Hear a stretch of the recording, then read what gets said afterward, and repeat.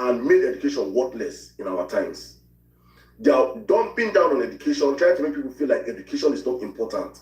Meanwhile, education is the most important thing to nation building.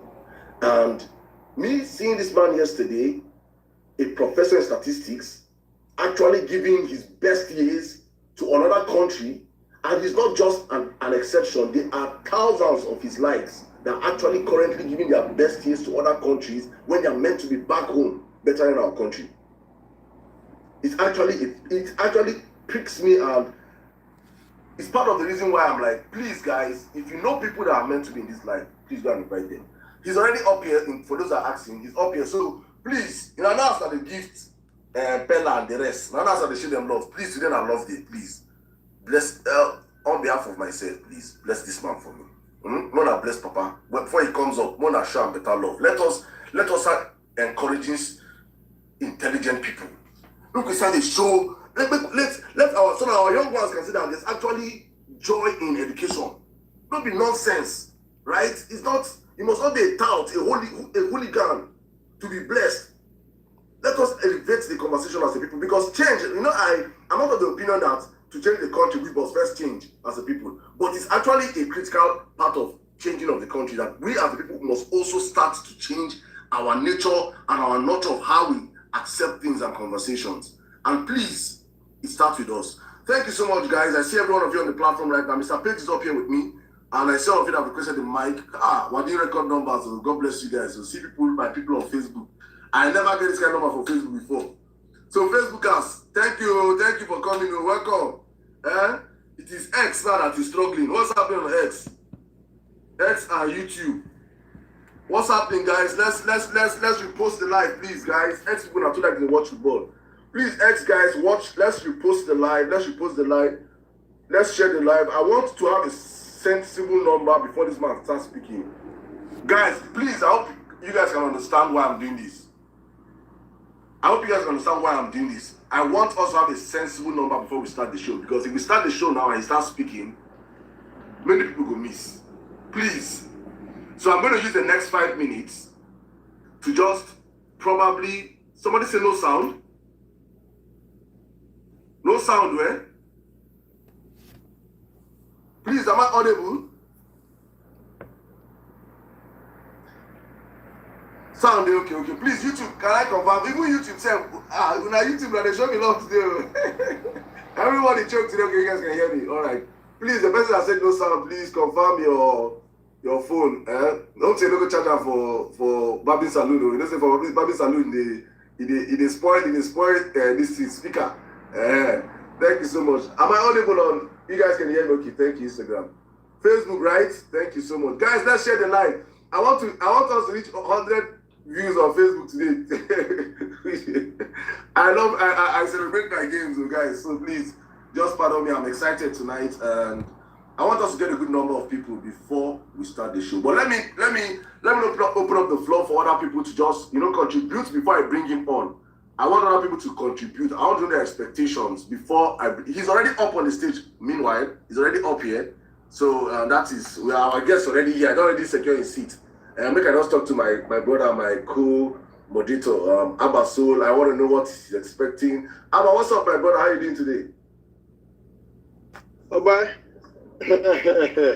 It's like I say, pay me say I no day for that particular life when this senior man was on there, Well, we want today to be more explosive. I can see you are making more gains on your other social media, which is good. I saw you posted the video on Twitter. I reposted. Is it reposted? Call it on Twitter. I retweeted it, and I've also reposted it on my TikTok too. I think other people should do the same thing.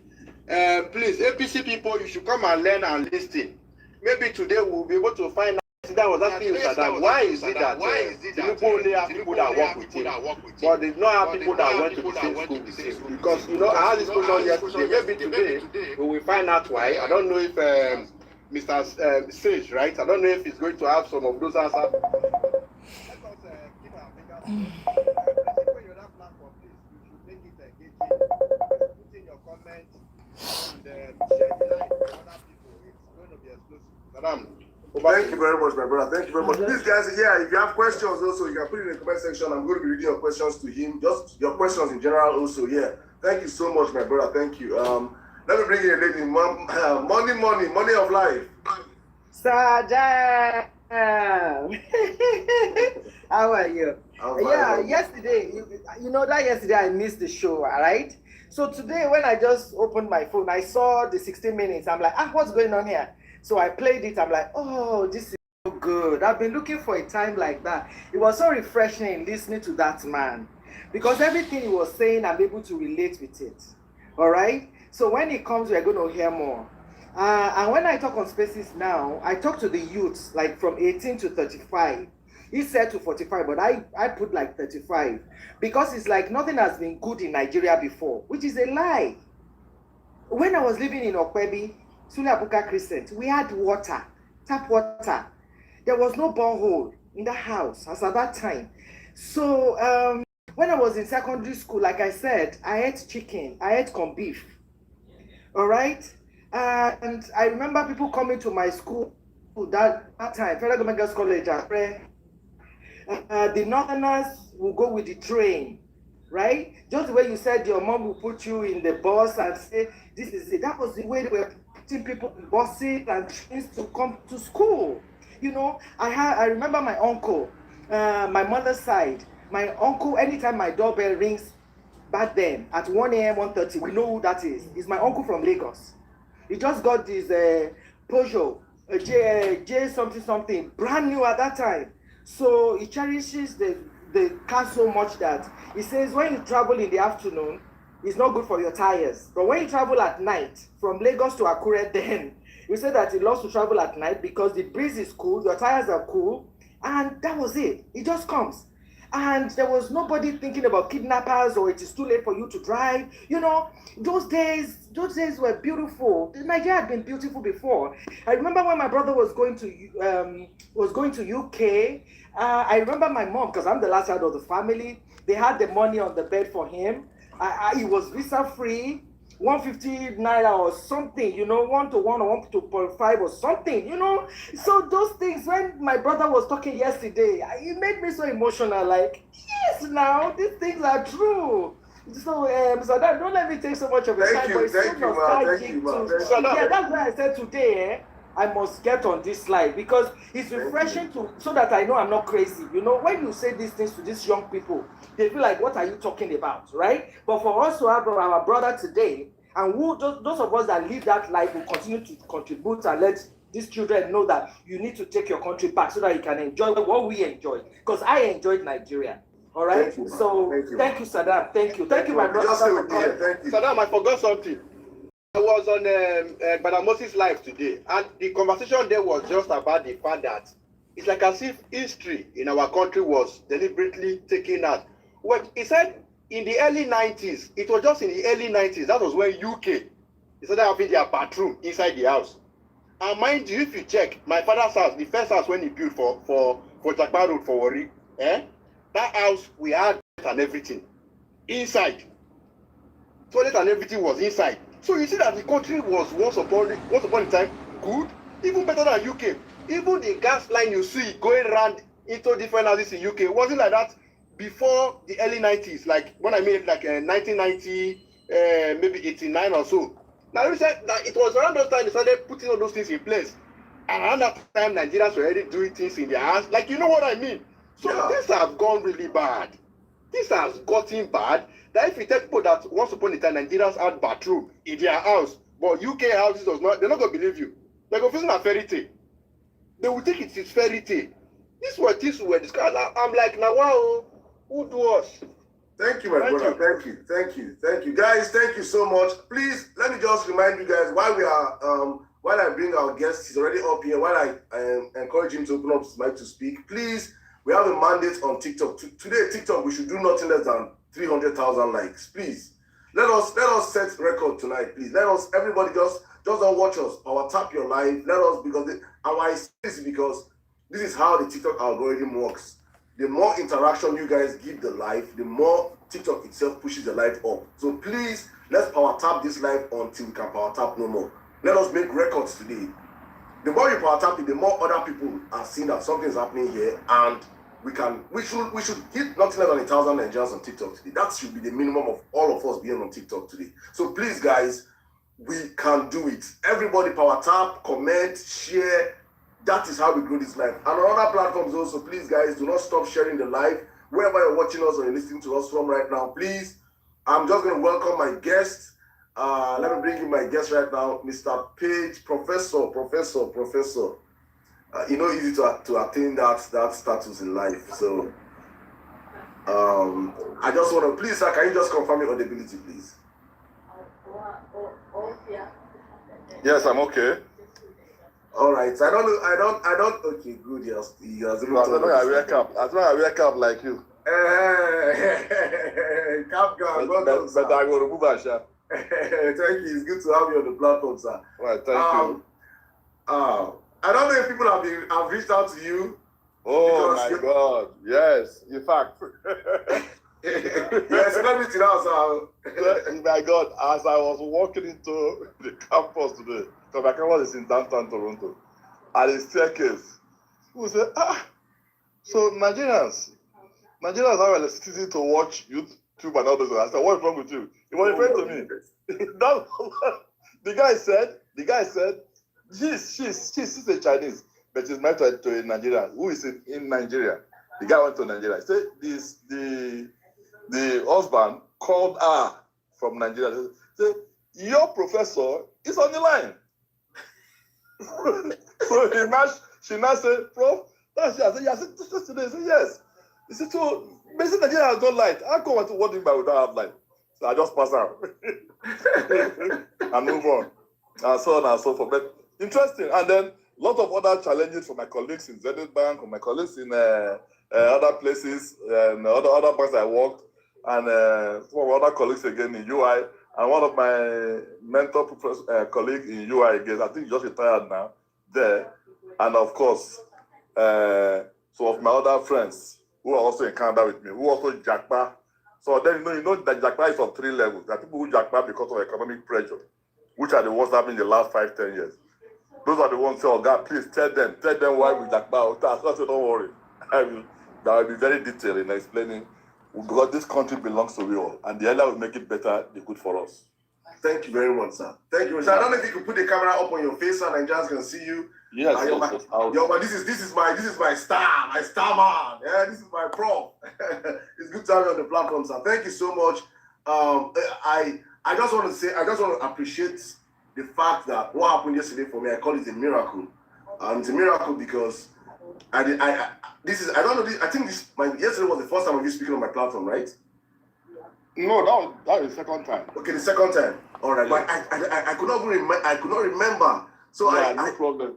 Yeah, so I was just like, how it happened. Because many people, I saw them say, maybe I know you from somewhere. I said, I don't know this man from anywhere. I broke protocol yesterday and I brought you up, and I was just so elated. Welcome, Michael. Thousands of followers from that video alone. On Facebook, I got close to 10,000 followers just today from that video.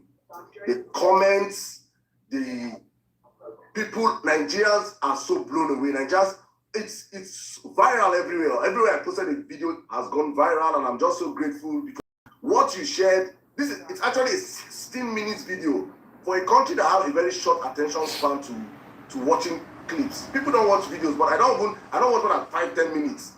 But you spoke for 16 minutes, and I'm certain everybody that started that video watched to the end, because you said a whole lot of things that are very important. You talked about a time in our life in our country that we have not witnessed before. People like me did not see. I intentionally asked, I know that growing up in Plateau said I saw water. Please, sir, I want you to start this conversation with a little bit of yourself. If you want to, as much details that you can give. You're not obliged to give more than you want to give. Let them just know who you are. Okay. And actually, your passion for why you're speaking at this point in time. Okay. Nigerians, fellow Nigerians, okay, how are you? My name is Francis Osemeke Onwemele. I'm from Edo State, precisely in Igbaki, but you know Igbaki Agbo, we are the same thing. Born in Olugbo, 20 kilometers from Benin. And was one of those people blessed by Nigeria. I grew up in Nigeria, in Ajegule, and had the best of time. Trust me, guys, I'm not kidding. In Ajegule, yes, Ajegule. Had the best of time. In Ajegule, we lived in Imbar Street, in Yaya Crescent, in Kumuyi, in Muyubi. The last part we lived before my father retired in 1972 was in Yaya Crescent, number 19. Down, left, after my primary school year, my primary school in Lagos, now went to, did my secondary school in Bendel State, remember? I used to be Bendel before I know that. Yes, Bendel State, and completed my program in Bendel State, and then it has been wonderful all through. That is, then of course, came back to Lagos after my secondary school. Went back to the university in Nsukka first year, and then moved down by the grace of the funding from the, used to be called Federal Office of Statistics, now National Bureau of Statistics. Scholarship program meant for students, Nigerians. That is gone now. So went back from there, then when I finished my university education, my first lecturing exercise was in Yabatek. And my ambition has always been to be a lecturer, to be a professor. The reason is this. In my 5-6 years in UI, the guys that gave me the greatest joy in my life are the professors. Why? Because I was able to meet Professor Lubumo, the first, is it African or Nigerian professor, PhD holder in mathematics from Ekiti State. I was privileged to meet Professor Chikobi, even though he was in Unilag, but he comes regularly to UI. I was able to meet Professor Wole Soyinka, Professor Kumuyi, just name this guy that are almost like a deity in academics. And one thing I learned about Professor Fonja also. The first thing, all these are, even if they're alive now, I can't be less than 85, 90 years old.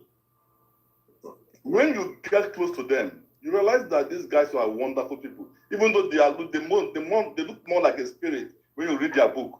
Professor Abayode, Professor Tomori, I keep remembering that these are professors I went through. And they made me fall in love with academics. Their life was simple. Very simple. And UI was so, the architectural design of UI and the landscape was so beautiful. You know that I could stay in the campus for 3 months without getting to the gate of the campus.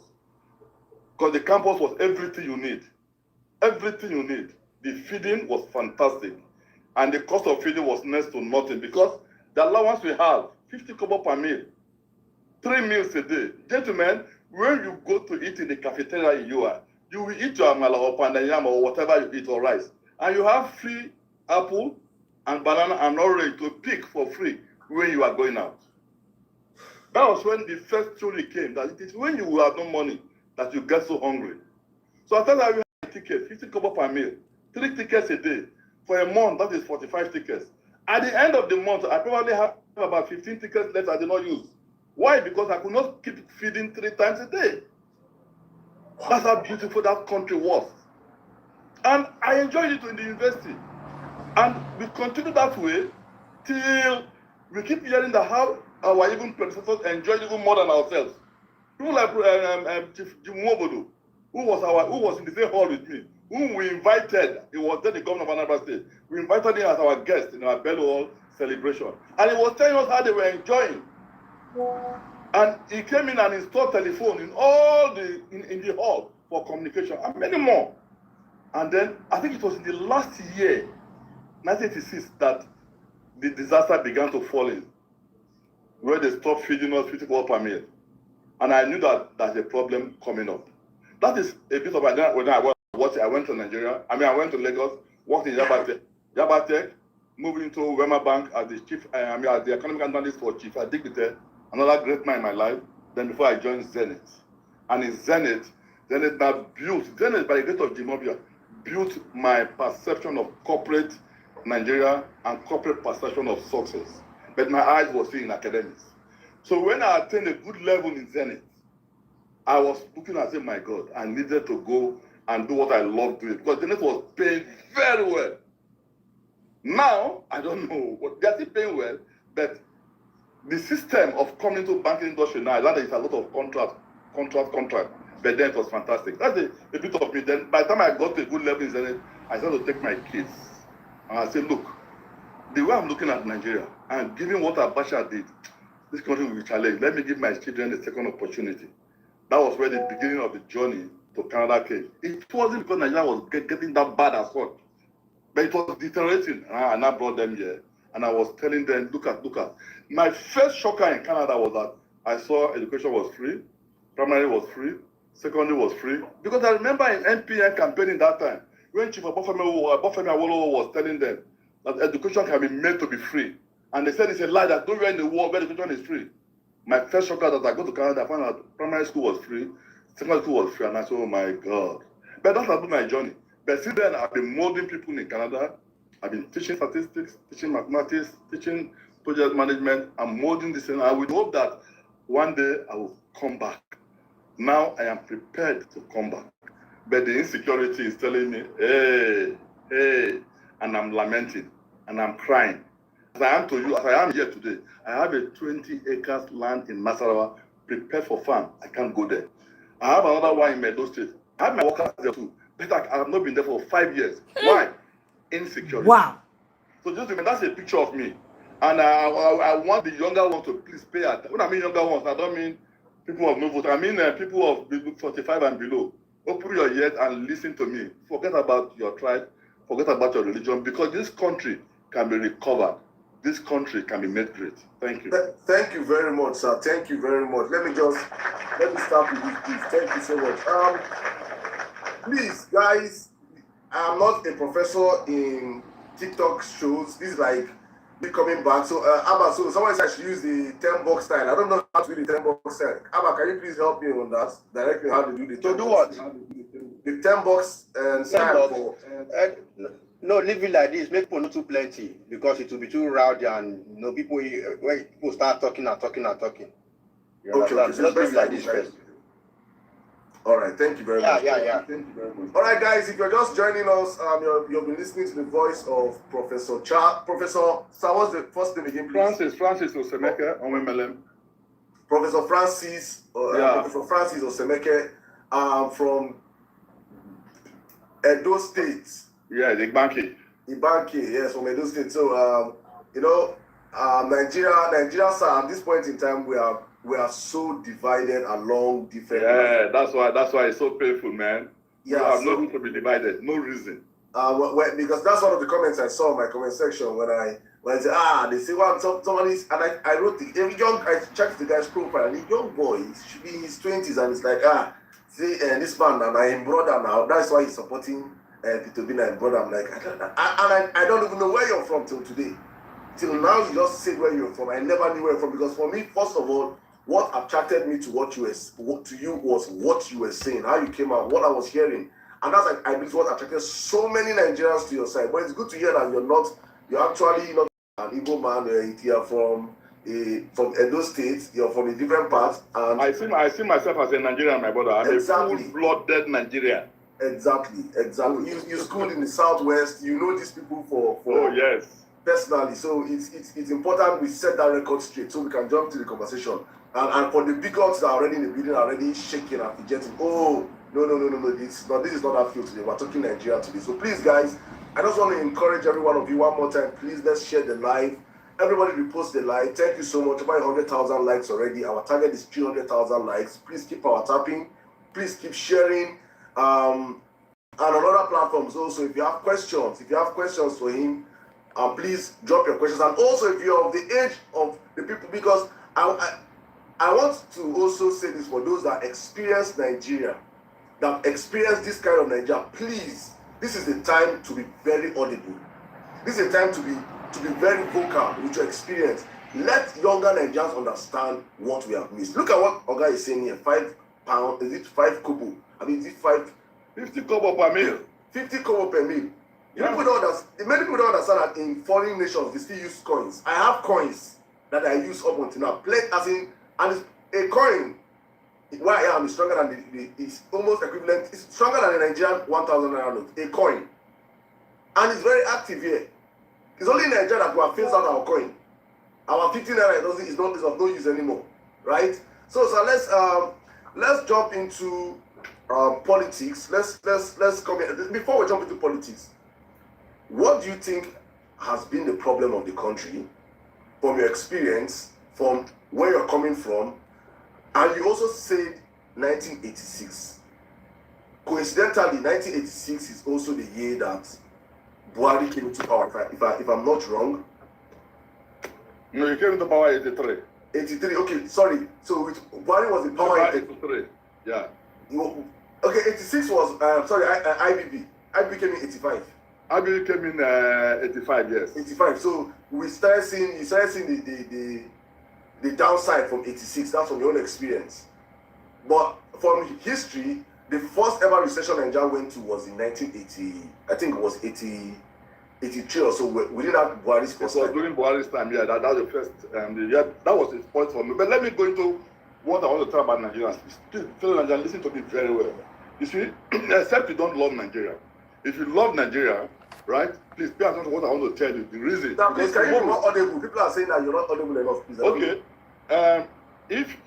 If you love Nigeria, the gentlemen and ladies, if you love this country, right, you will pay attention to what I'm telling you, and I mean all with all sincerity. Because tomorrow, any one of you can be president or minister. Any one of you. Don't underestimate yourself, please. But I want you to be well equipped and prepared for leadership. So that when tomorrow nature calls on you, God divinely calls on you to take over the mantle of leadership, you will rise above tribalism or religion and do service to humanity. What is the problem in Nigeria? The problem in Nigeria is not the followers, please. Not the followers. The problem in Nigeria is the problem of our leadership. That's the problem in Nigeria. Why did I get this? I was in my early days when I was growing up. I was again. It's not that I thank that I come to this generation. I was able to see Chief Obafemi Awolowo face to face in his house in Agodi, in his when it comes to UI Trenchard Hall to address us. I mean, the legendary Chief Obafemi Awolowo. What did I get from him? Is the simplicity of this man. I read almost all his books by March through Prison. The simplicity of this man, Chief Obafemi Awolowo, was what blew me off myself. Because look at this man, first premier of Western Nigeria, and for all what he has done. And it's looking so simple. I'm not sure I've seen a Chief Obafemi Awolowo with security man around him. I don't to think back now. Then, even when he came to Trenchard Hall to address us then, simple dress and this thing. And he'll be telling you some basic facts. But while doing that, I took my time to look at him and watch his behavior. I realized that those who love this country have two characters they have to give. One, honesty and sincerity. I repeat, two vital characters, honesty and sincerity. It is when you have these two vital characters that integrity will be your portion. But if you are not honest and you are not sincere, no matter the policy you have on hand, it will fail. Because the policy would have been loaded with so much dishonesty, with so much deceit, with so much insincerity. And what Awolowo had then, which is why I'm proud to say I am one of his students, I learned so much from him, was his honesty and sincerity. And I took my time to look at how did this guy get these things done this way and this time. And many more things. I remember when he was being interviewed in 1979, the very first year I voted, when we were interviewing on the NTA. He sat down so quietly. And when they were asking questions, we would just be telling small little things. The minimum wage is very poor. I will increase it 6 times, and I will do this. And MP, I said, no way, you are deceiving us. You are always saying, listen. I said, look, I could do this, I could do this. With cocoa money, he built the cocoa house. With cocoa money, he built the Liberty Stadium. With cocoa money, he set up the Western Nigerian television station. Let me just mention those 3. With those cocoa money, Awolowo gave Nigeria or Western state first television before France. Awolowo gave scholarship to study 5 critical courses. Let me mention them: architecture, accountancy, engineering, law. I think I wrote them down. 5 critical courses he gave Nigerians to study, and medicine. And when they asked him, why did you pick these 5 courses? He said, initially, when you are starting off, you have to look for professionals who can build the tripod of a nation to stand well. He later gave us scholarship to other people. People like MQ Abiola benefited from his scholarship. That is the Awolowo for you. He created a very healthy competition in Nigeria. I'll give you an example. As he built the Liberty Stadium, Okwara tried to build Enugu Rangers Stadium. As he built the Western Nigerian television station and called it first in Africa. You know what the Eastern Nigeria did? Eastern Nigeria built their own and called it Eastern Nigerian television station second to none. Those are healthy competitions. Those are very healthy competitions. As he was growing the cocoa, they were growing the palm kernel and other things there. That was the Awolowo you are talking about. That was the Awolowo I know. That literally almost all the nooks and corner in the western state, almost from village to village, the roads were tarred. Because I schooled in Ibadan, I moved extensively in those community areas. And you will see what this man did today. Now, my question is, he set up a structure and make sure that when we were in primary school, I attended, I'll be specific here, I attended Apapa Baptist, first of all, Ajeromi Primary School in Ajegunle, and Apapa Baptist Primary School, Marine Beach, Apapa. In that school, by the grace of Awolowo's policy, we were, as I told you yesterday, we were given powdered milk 2 or 3 times a week. That was, later I realized that those were policies designed by government to develop our IQ and develop our immunity and develop our capacity to learn. That's the leader that is thinking of tomorrow. We were just taking it for fun. Big don't come. But critically, you realize that in that same school, we have what is called our dispensary, a sick bay. If any child is sick in the school, they take him to the dispensary for treatment. Not outside the school, though. That was what we were enjoying there. If any child is sick, they will take you to the dispensary to treat you and rest. That was what he was doing then. The same thing. At that time, at Imba Street, at the local government area, they had pipe-borne water. In Surulere, pipe-borne water. You realize that these were not done by accident. The same man created the Edupeju Industrial Estate, the Ikeja Industrial Estate. I could keep naming it again and again and again and again. But you know the painful thing? He never had the opportunity of becoming the president of Nigeria. I keep saying it. If Awolowo had been in for 5 years, this problem we are facing today, we would not have faced it. 5 years, baby. If that guy had become the president of this country for 5 years, it would allowed him to do for 5 years what you are facing, and that's exactly what he's putting himself now. So in leadership, it's about honesty and sincerity. Once any leader in Nigeria can be honest to himself and to his generation and be sincere, there is nothing difficult in leadership in getting things done.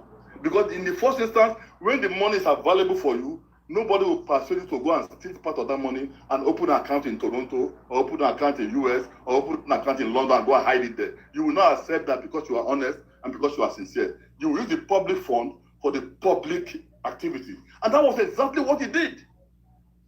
People keep wondering. I said, listen, he was always sincere and honest to build his people. And he was trying to say, okay, let me build Nigeria this way too. That's exactly what he was trying to do. But people got it wrong.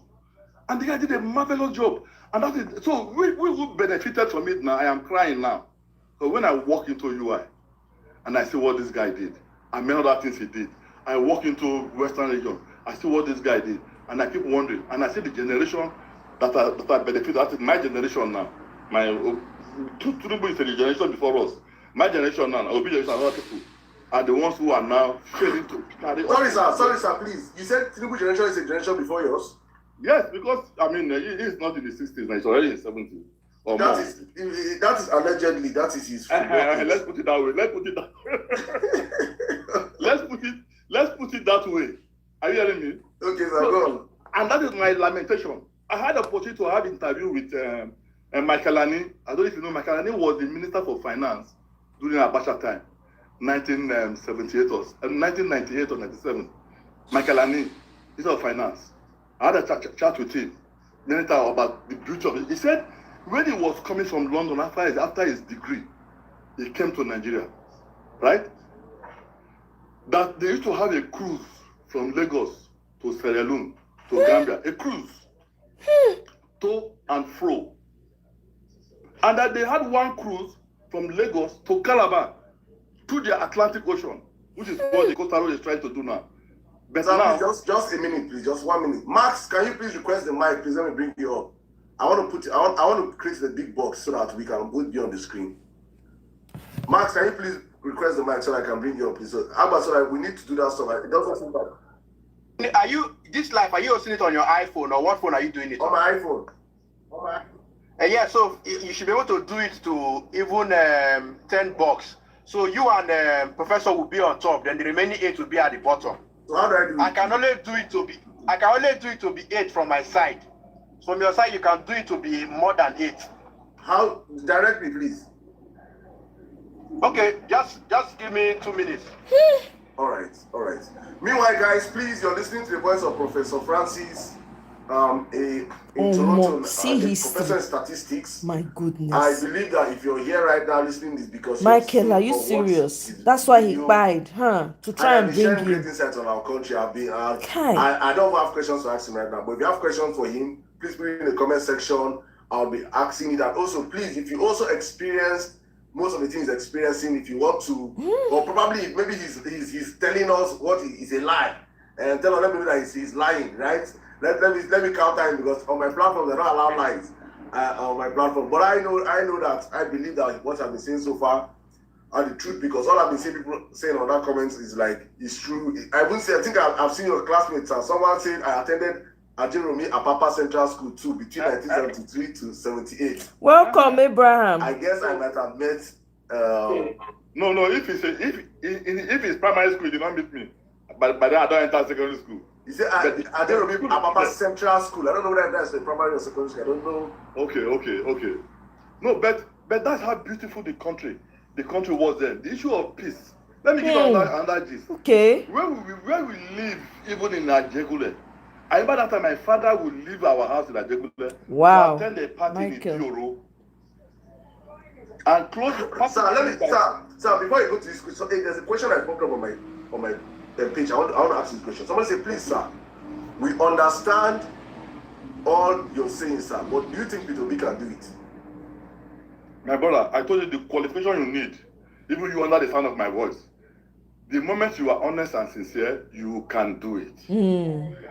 The critical strength of P2B, people do not know, is his honesty and sincerity. Yes, that's true. Not that P2B has That is a true. Nobel Prize knowledge of econometrics and business development and economic analysis in the world into your head. No, because the moment you are sincere and honest, you know what happens? Once you are sincere and honest, your lieutenants around you, who are professionals in their various skills, when you are making an honest error, they will quickly correct you. Say, Exactly. wow, no, you see, people are very good at following their leaders. If they know the leader is a fraudulent person, they will follow in that manner. If they find out you are a sincere person, they will follow you. That's what they say people should be afraid of in Nigeria today. Be scared of the civil servants. But the civil servants themselves do not do anything without studying the body language of the leaders. Yes. So P2B can do it because the only strength P2B has is that honesty and sincerity. Because I keep crying all the time. Gentlemen, how can you attend an hospital that will be treating you for months? I'm talking about Buhari now. Months and months and months. And you spent 8 years. It did not come to you to replicate that. I'm telling you. Not They wake me up. When they asked Chief MK Abiola, why does he want to become president in 1992? Chief MK Abiola, the younger one may not know, but those who know him. Why does he become president in 1992? Remember, MK Abiola was the richest man in Nigeria then, if not in Africa. Yeah. But very generous and very brilliant. A product of Chief Abafamela Awolowo scholarship. MK Abiola said he went for a treatment in UK. They were to operate on him. He lied down and 4 or 5 medical doctors came up and they were looking at him. He said, "I'm not going to start now." They said they are waiting for the chief surgeon. And behold, the surgeon that came up was who? In Nigeria. So you mean all these wise guys, the person you are waiting for now is this Nigerian? Say yes. Oh my God. So it got treated. Sorry, sir. Okay. Sorry, sir. So, Sirdam, from your end, you know as if you want to bring up people, right? Yeah. You know as if you want to bring up people from your end. Yes, when you touch that one, then you will see like a certain setting, like it's like a circle. You know what you see setting for your iPhone? Yes, You yes. see it just at the, yes. When you click it, you will see different pattern of the boxes you can change it to. Are you seeing it like that? Layouts have a new home. Is it? Yeah, you see layout, different layouts. So you can, if it's an iPhone you are doing this live, you can, there is the very last one at the end to your right. That one has 2 big boxes on top. So you and Oga can be at the 2 boxes on top. Then the remaining 8 boxes will be under the 2 boxes. Like side by You see side. it? Now this one, that's it. So you can, let me swap myself with Oga. Just hold on. Okay. I should be able to swap. I should be able to swap him with my spot. 1 second. So now he's not your guest. Oh, I fired that. amazing. So you can, this your Sirdam, this thing. You can, that's okay, that's fine. Go on. Okay. All right, thank you very much. I'm telling you, Warrior MD, I'm telling you. Hey, God. Thank you so much, my brother Basil. Thank you. It's knowledge, and we learn it every day, and it continues. You never stop learning. True. That is the secret, and that is what I was saying. So the day you stop learning, know you are dead. So what I'm saying that MKO said the reason he's motivated to contest for the presidency, that if these are Nigerians, the North is a Nigerian, and in fact that many Nigerians are there working. So he said, what does it cost to build this hospital in Nigeria? They gave him the bill. He said, this is not expensive now. Now, that is the spirit he came with. Now, my question is this is leadership. Leadership is about honesty to your people. If you know that people fall sick, Nigerian leadership, Nigerian elite, senators, no senator will fall sick in Nigeria and get treated in Nigeria. Watch them, many of them will fly to Canada, fly to Europe, fly to America. And I remember one of my colleagues, who's a medical doctor, he said, when I see them come here, I feel like killing them. I said, now you are flying from Nigeria to come and meet a Nigerian to treat you in an hospital. I thought you said Nigerians are not good. So the issue of leadership would have been to say, okay, gentlemen, this healthcare is very important. And the simplest is primary healthcare. Remember I said, in my Papa Baptist primary school, I don't know if anybody is still there now. I'm sure that thing is dead now. There is a dispensary, a sick bay for students, primary students to, not secondary students to listen. When we are sick, we are taking them for treatment. And people like me were always sick of malaria because I'm AA. And they treat you there, and they allow you rest, and they give you powder milk, and you go home. That's how beautiful how come the leaders who was sick for 8 years and was shuttling London and top of things and could not build one? This is why I cry for this country. You could not build one. This is why I cry.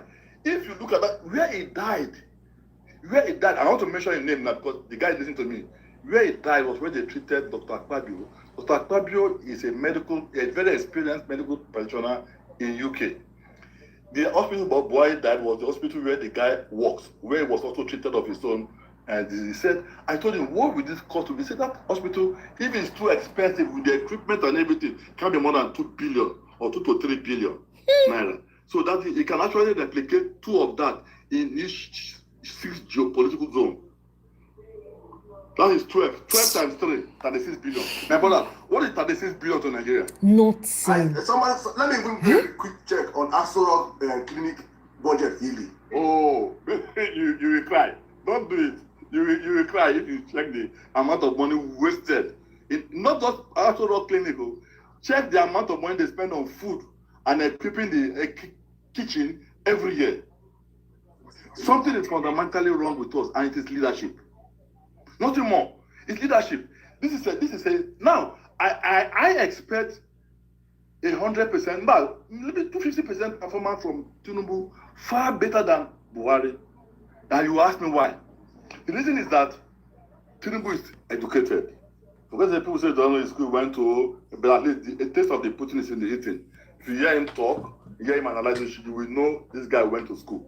If what I read at home, no problem. But you know that this guy went to school. And I expect Tinubu to be 10 times better than him. That's what I expect. But like I tell you now, leadership is not about your intellectual power per se. It's about your honesty Yes. and sincerity. Sincerity. Tinubu has been having treatment in France all the time. France and listen, in 3 years, if that is only what he could have done, build a world-class hospital in each of the 6 geopolitical zones. If that's only what he could have done, I would have been on the street campaigning for Tinubu by now. Say, I am sick. You guys saw me being sick. You saw me do my knee operation. You saw me collapse twice. You get out. I don't want you guys to be traveling abroad for this thing again. I will repeat the same thing. A standard world-class hospital that will treat liver, kidney, blindness, knee injury, waist injury, name it. In each of the 6 geopolitical zone, make it 2 each.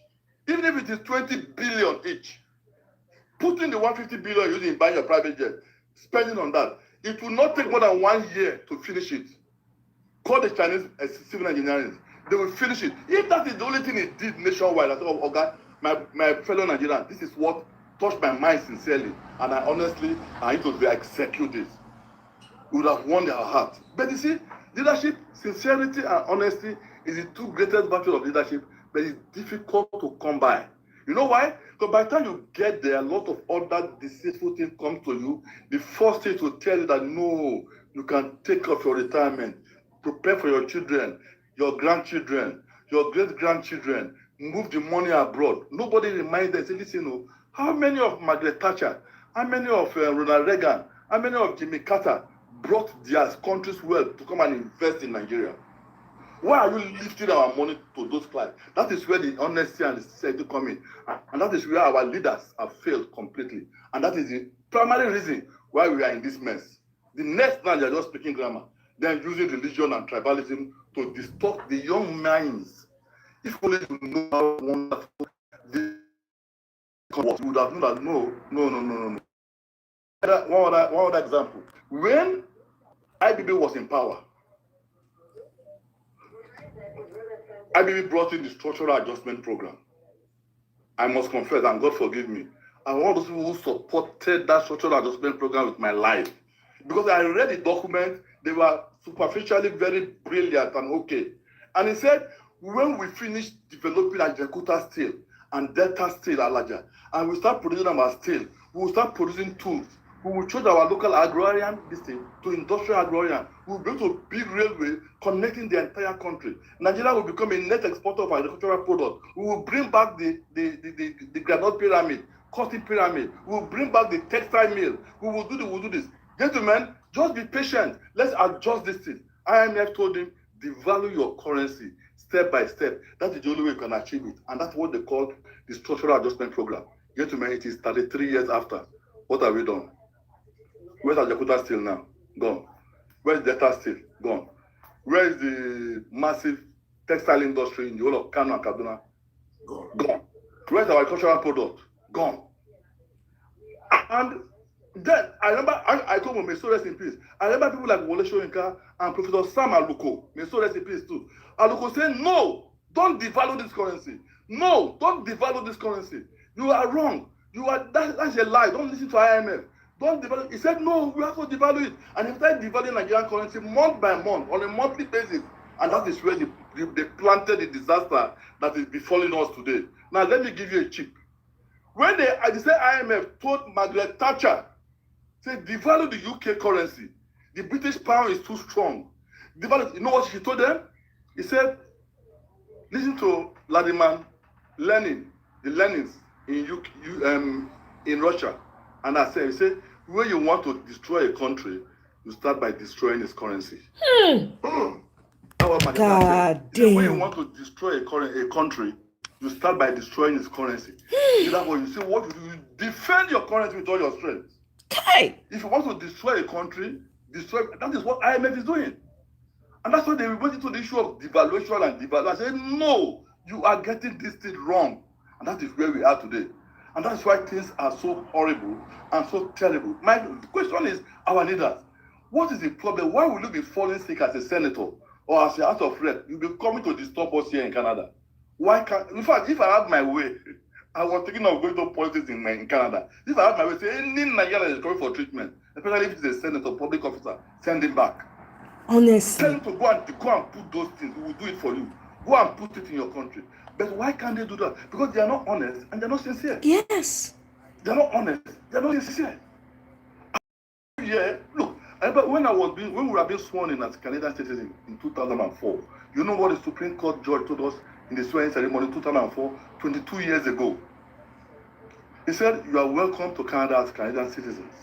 But let me advise you, don't be carried away by your men in your country. Don't be carried away by the material asset they will acquire. They are not as rich as. He said, whatever the richest man in Nigeria feed on, you can feed on it here in Canada effortlessly. He said, but you know what? When you are going through a major operation or you are sick, we will treat you here for free. When that man comes to treat malaria here, we will charge him $20,000-$50,000. That's the edge you have. For you to get a good education as your children are having, you have to send the children to topmost school. Go and ask how much they are paying in the British secondary school in Lekki. I'm telling Go and ask how much they are paying in those Colorado school. Go and see the amount they are paying. Come and match what of my own kids. My own kids are graduates now. Come and match our public school here. I need to study. Paying nothing, but the quality is top notch. The quality is top notch. And how did they do it? Leadership. Leadership. It's not magic, gentlemen. That's why I keep saying that I will hold my generation responsible and I will not forgive them. Except this thing change before I die. I know I will live up to 100 years. Except this thing change before I die. I will hold them responsible. I will hold them by their scruple. Because the beauty of what you are seeing in Canada today, look at the public school of the same standard all across the country. World class standard. How? My generation who inherited those public schools 40, 30, 50 years ago, that was not how it looks like. They built on it and improved it. You in Nigeria, the what they gave you, did you build on it? Instead, you damaged it. Each of you went selfishly to set up your own private school, killing the public schools, destroying the public schools. And God will not forgive our leaders. God will not forgive them. I keep saying it. Because you have no reason, because it is not your money, it's the public fund you have to use to develop public facility for the beauty of the average Nigerian child. That's why it's so painful to me. I'm not saying you can't have your own private school, but don't destroy the public school you have on ground. Because the public school is available for you to maintain it. I'm taking my time. You see people will live in Lagos. Their child attend Corona school in Ikoyi. They will drive from Iyanokpaja to put their child in Ikoyi. Because he wants her to attend a high school like that. But if you have repeated that quality of high school all across the country, you don't need to travel. I'm telling in Canada, they will tell you, you can't attend a school more than 2 streets outside your home. Why? Because all the schools are the same standard. Yes. And not low standard though, extremely high standard. Did I benefit from it? Yes, because I didn't pay a dime for my children primary and secondary school. I didn't pay. One of them is finishing masters, and the person is going for a PhD. The other one is a senior manager in a bank. I didn't pay a dime. Engage them in discussion. You will know that yes, this one goes school well. One dime. But how did they do this thing? Angels did not build Canada. Let me repeat it. Angels did not build Canada. Human beings like you and me built this country. Nigeria should know that. Angels did not build Canada. Human beings who are honest and sincere, and that is leadership, built this country. And then they set up a structure to ensure that any new leader that is coming, you can't tamper with it. And that is what I want Nigerians to do. We should now, what we should be fighting for is not it's Emir. No. What we should be fighting for is that how do we now go back to the 60s and ensure that we upgrade our standard public school to a high level where anybody can attend. In Apapa Baptist School, Marine Beach, Apapa there, I was in the same class with the son of JMJ. You may not know JMJ. JMJ was almost in the class of any of those top politicians in Nigeria today, right? Like the same thing like Tinubu or Fashola. You know, imagine attending a public school and you are in the same class. And it does not make any, it was not a big deal to any of us there because we do not know that it's a big deal to go to. The public schools were good. And they were good, and we were doing that. And then one other thing I want to tell you is that as we were going through those public schools, we were also having good medical care. We were also having, Nigeria was not fantastic in terms of wealth, but you can see that the government is doing a fantastic effort. Public water. People in Surulere, you could open your tap in Surulere. Public water, not borehole. Wow. We run up. Public water, I remember when we were coming from our school, we could jump to a public tap and take our shower. And just pour water on. You know, children now, pour us on our head, and then we run away and we keep going. That was how beautiful the country is. But today, where is it? Today, where is it? One man I want to mention, and I want to respect him, and I will forever, is Alhaji Lateef Jakande. Lateef Jakande was a very close pal to Chief Obafemi Awolowo. I was in Lagos when he was governor. I attended those afternoon and evening school, no morning and afternoon school. I go do it. I never in my mind imagined that somebody could come up and stop that thing in a positive manner. Lateef Jakande became governor of Lagos State. And within a year, he stopped it. What did he do? To show you that he had done his homework already before he became governor, he looked at the number of students attending each school. Because then, the reason we have afternoon session and morning session was because the schools do not have enough classroom to cope with the people in Lagos. The population, so yes. What did Jakande do? Jakande look at this school. If your school has a population of 700 students, and 400 come in the morning, 300 come in the afternoon, Jakande will look at the space in your school. If there's not enough space, you acquire more space and build an emergency classroom center. And within 1 year, Jakande stopped the afternoon school till date.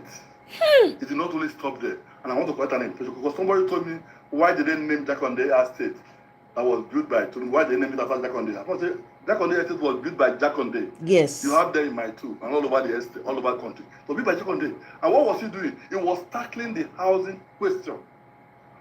What does that tell you? The same principle of leadership, honesty, and sincerity.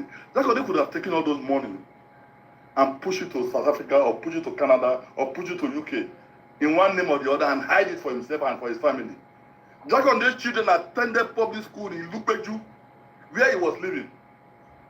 That was where his children attended in Ilupeju, public school with the other children. But along the line, I don't know what came to our leaders. We began to create class.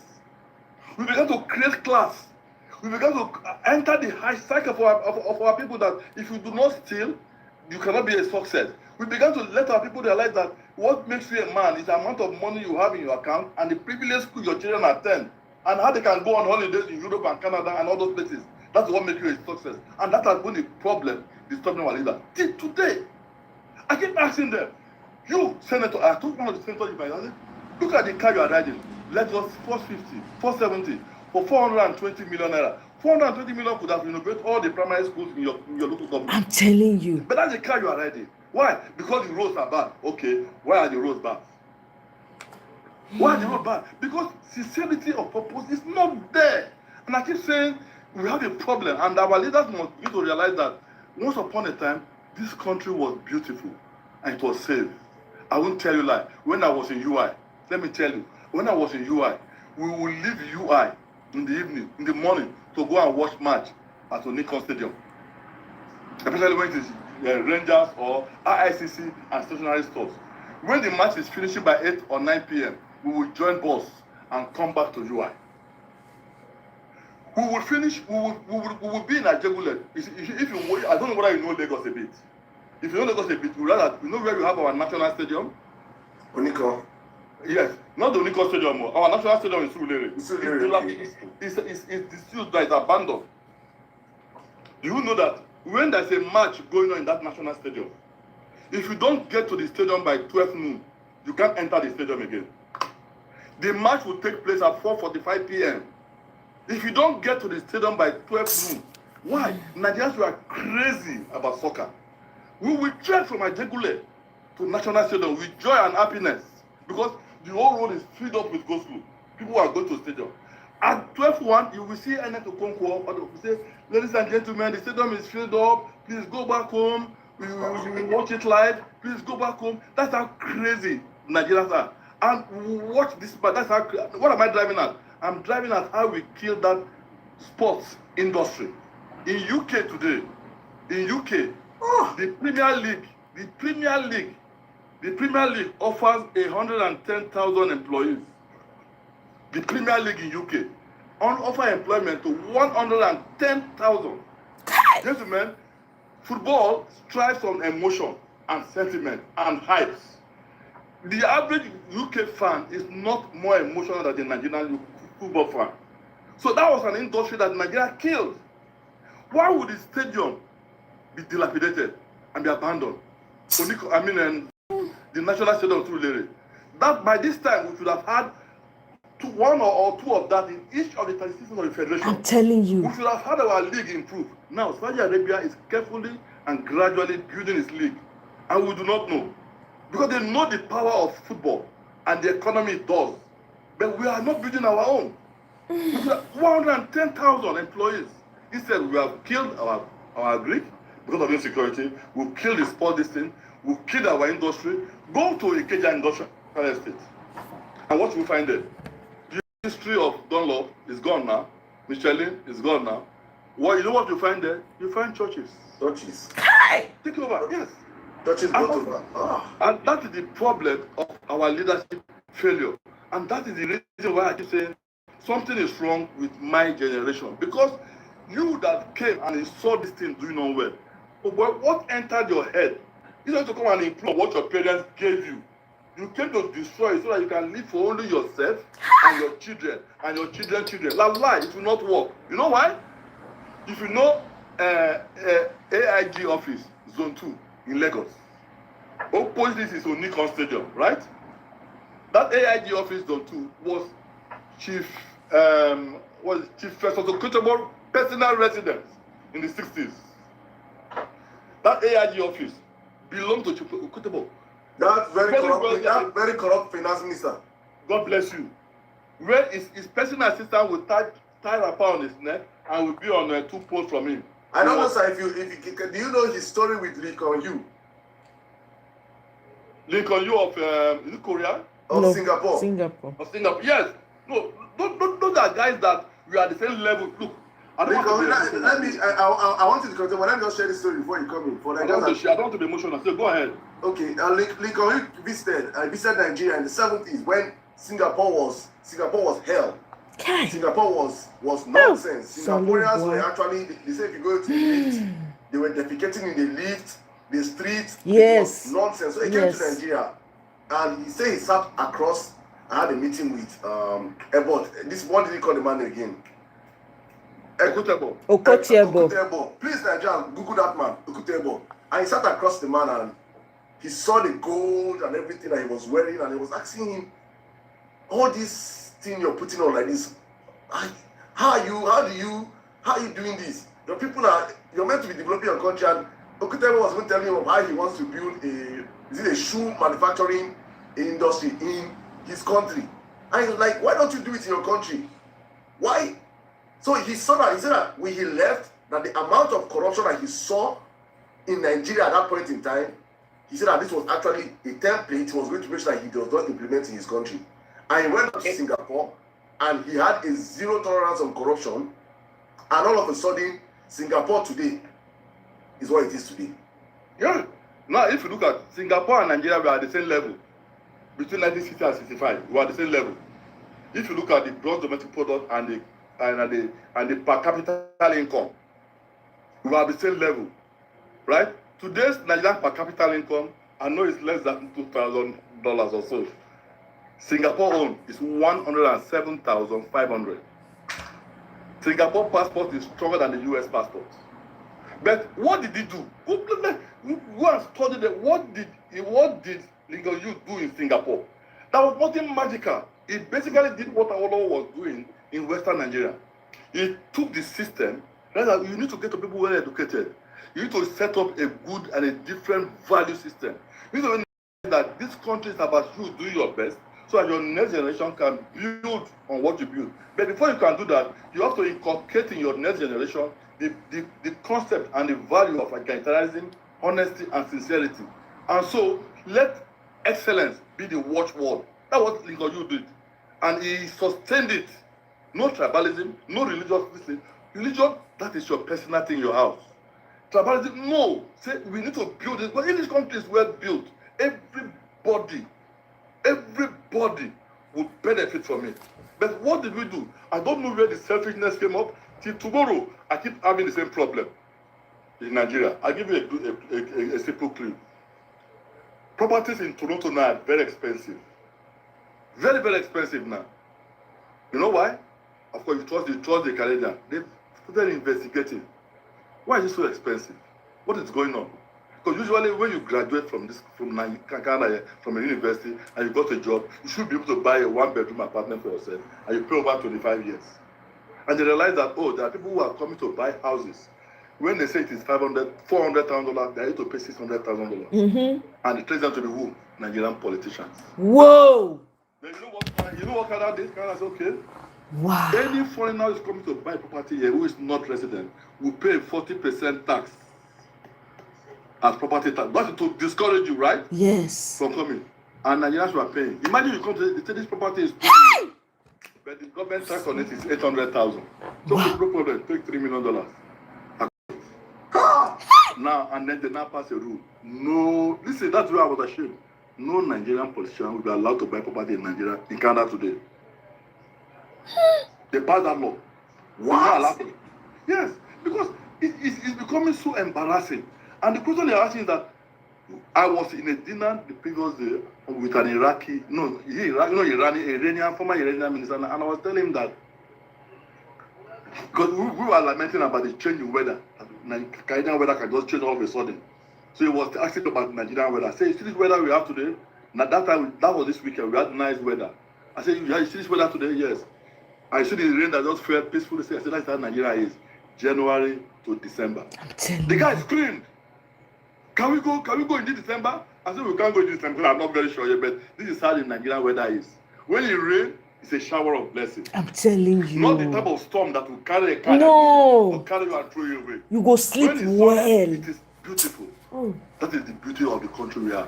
But today, what have we done with Please help me double tap your screen device to like. Help me get 20 likes. Guys, please. our leaders? The likes are very, very low. They are not honest. and Please they are help not me sincere. take the likes I up. don't know whether I to need to take get, the let's head and say, help me listen, with 20 likes. Just can't 20 do what likes. I've Double tap your screen device or click on the 3 dots on the right hand side to like, share, subscribe. Guys, please, 20. Thanks. So I see the likes going up. Please. The issue of devaluation and the issue of subsidy removal. It's easier to achieve that. To support and satisfy the common man is so easy. It's not difficult to do that. Because what is the average Nigerian common man asking for? The average Nigerian common man is not asking for monthly stipend in government from here, as we have here in Canada. In Canada, if you are jobless today, Please continue to double tap your screen device or click on the 3 dots to like. for 1 year. Thank you to those who are If you are liking. jobless in Nigeria, will anybody pay you anything? For where? No. If you are jobless, you are on your own. Nobody will pay you anything. But in Canada, they do that. I say, Nigeria is not asking for that. What is Nigeria asking for is that give us electricity and give us security. Give these two first. Let's leave road alone first. Give us electricity and give us security. See, it is an economy I know that this Nigerian economy is such a way that even without government, just let the people be productive. We can achieve 5, 6, 7% annual growth based on Nigerian raw creativity, productivity. That is in Nigeria for you. And I keep saying it. You know why? I have a farm. I have 6 employees there. I've not been there for 6 years serving security. And I will meeting with them with Zoom every now and then. And I see the productivity of that farm. And all they produce, they sell.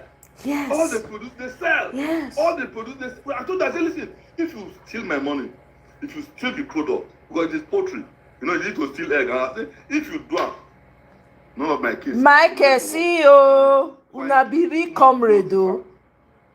Case closed. So they all sat up.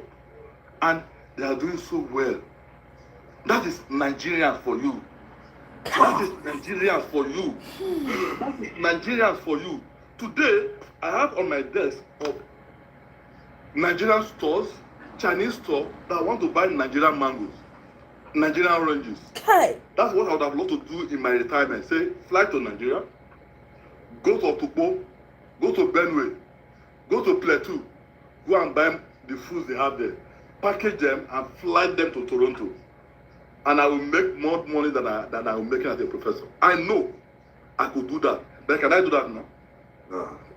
I can't. If I try, say, my children will hold my trouser. Daddy, you're not going anywhere. We don't have 100 million to pay for ransom. I'm telling you. Sit down. That's how beautiful the country is.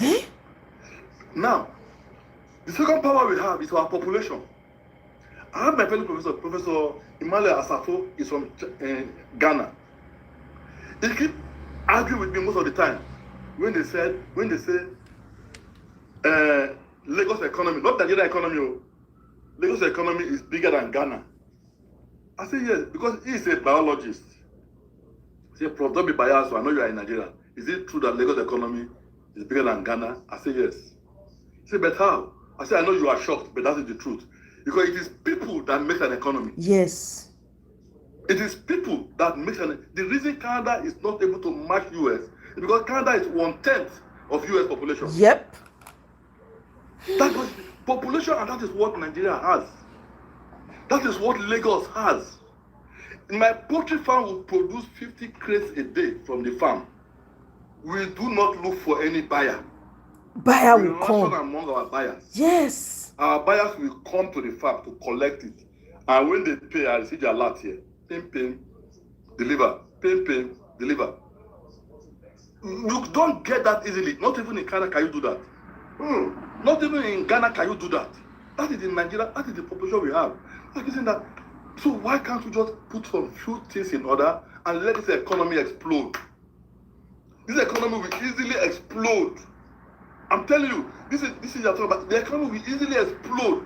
Just give them security and give them electricity and watch this economy explode. None of you will wait for government or no government. No. The Nigerians I know are not begging for government stipend or give me this. No. They will fly. They will fly.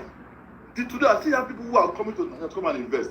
One of my friends just left now in Lugbe, putting 1.5 billion to build a psychiatric hospital and a poultry farm in Lugbe. He's a Nigerian. And that is how the things are.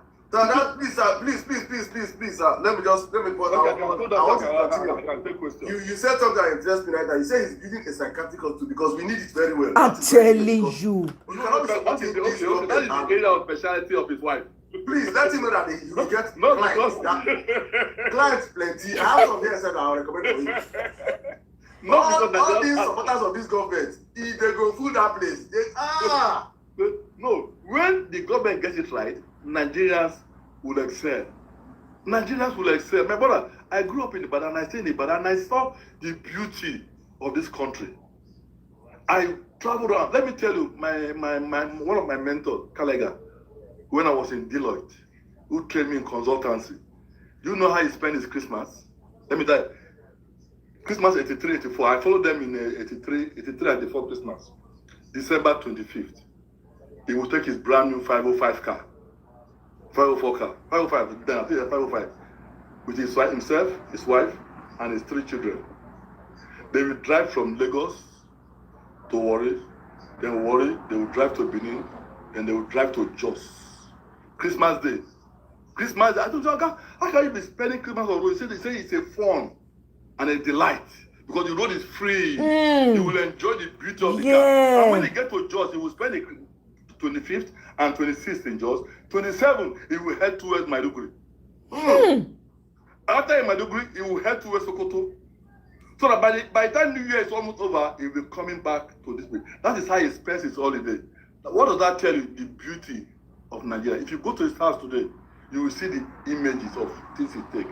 Ladies and gentlemen, how many of you can do that now? For where they're not born anybody well now. How many of you can do that now? This is 83 to date, is 43 years ago. How many of you can do that now? Nobody. Nobody can do that now. Nobody. Nobody can do that now. Why? Not because you don't love the country, but because the security is not there. These are the things we have to get our country. But that's what I'm appealing to young men.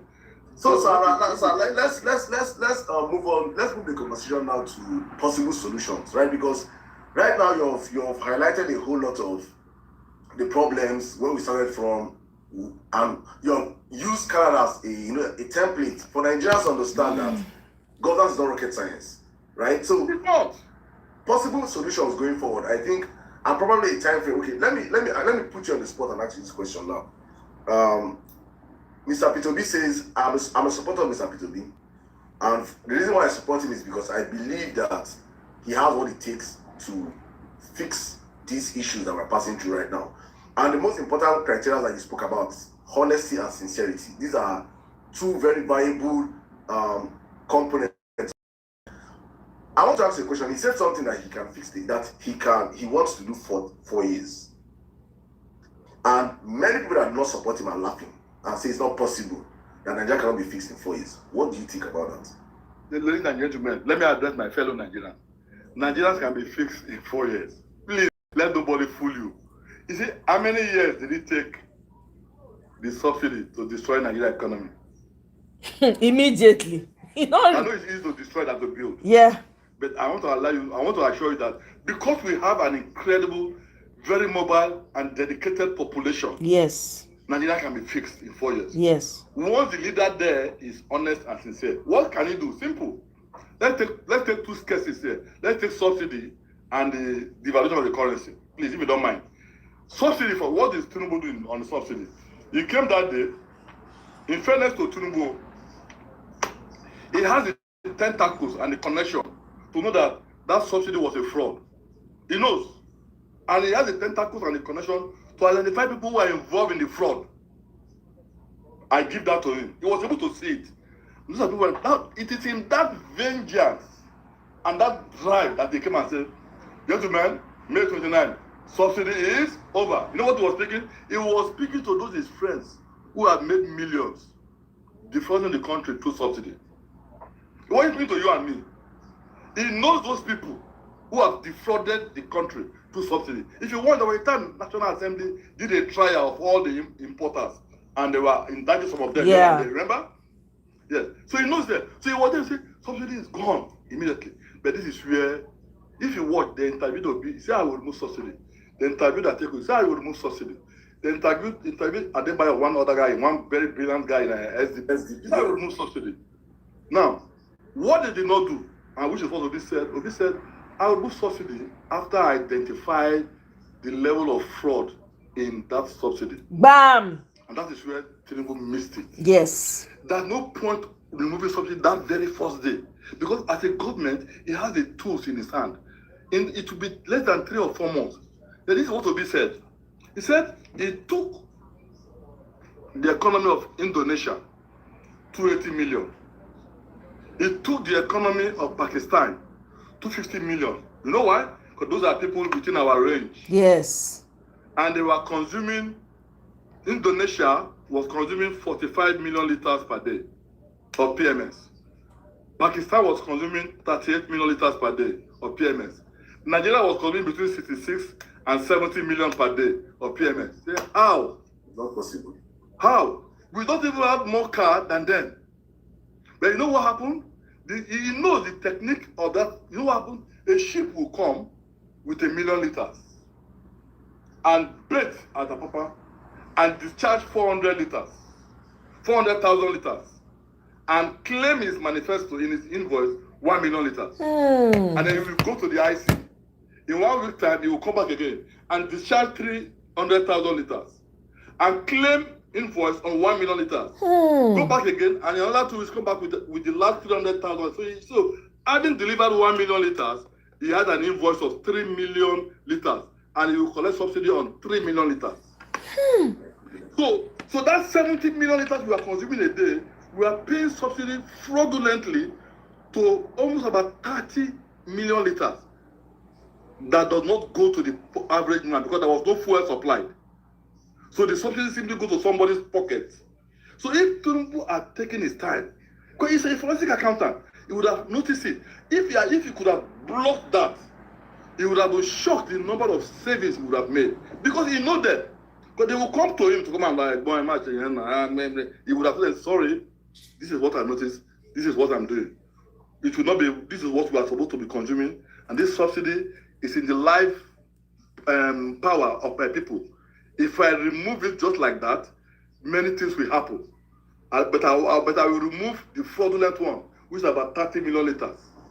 Then now those people who are taking a trailer load of fuel and driving through Ifon to Cameroon and to go and sell because they got it at a cheap rate, he would have blocked all those things. If he had done that, our inflation level would still have remained fairly okay. And he would have saved money substantially. And if I were in, I would not only do that. By the time I identify the names, I will go back and do a 3-year audit. Call KPMG, call Deloitte, call Arthur Anderson. KPMG, go for 3 months back and ask them to pay. They don't pay, you seize their assets. The money you would have gotten would have been so much and it would have stabilized the economy. The inflation will not be there. That is what Obi said he would do. When you compare it, because he got inspiration from Pakistan and from Indonesia. Now, on the issue of the devaluation, I just told you earlier on, when you want to kill an economy, what do? Kill Devalue the currency. Now, he has a brilliant argument there. Listen, no. He said, in the devaluation, what I have to devalue is that we were living not living a fake life. Those are what his supporters are saying. He said we were subsidizing the currency so much, and which is really not true. But listen very well. And the argument was that people go to buy dollar from CBN for 300 naira per dollar, and then they will go across the road to Sheraton and sell it for 450 naira per dollar. So one man who knows the governor of CBN or who knows the power that be in CBN, like as you are now, I want to make you a millionaire overnight. I'll just, go to Keystone Bank. Go let them give you a loan of 300 million. You know, he can't say that. He's trying to be, backing you up, right? You bring 300 million and you pay to me in CBN, and I'll give you, Sirdam, $1 million. Then you take that $1 million and go to Sheraton Hotel and sell it for $450 per one, 450 naira per one. So in one day, you have made 150 naira times 1 million. You have made 150 million naira. In one.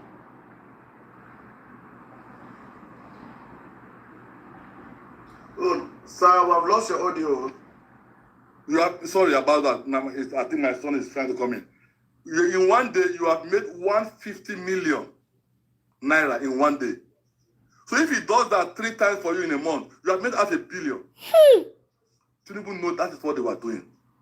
So what he did now was to try and bridge the gap between that black market and that. And I said that if you have to do that, you don't have to destroy the average Nigerian. Because the average Nigerian are not those people benefiting from that thing. The people doing this thing, So CBN had the instrument to block it. Because it was CBN that gave the man $1 million for 300 naira. Exactly. True. It wasn't the average man on the street. It was CBN that gave the man. So tell CBN, never you try that again, no matter who is involved. With those two things, our economy would have been stable. The effort he's putting now would have had more multiplier effect. But that error of fighting these people and throwing the baby with the bathwater.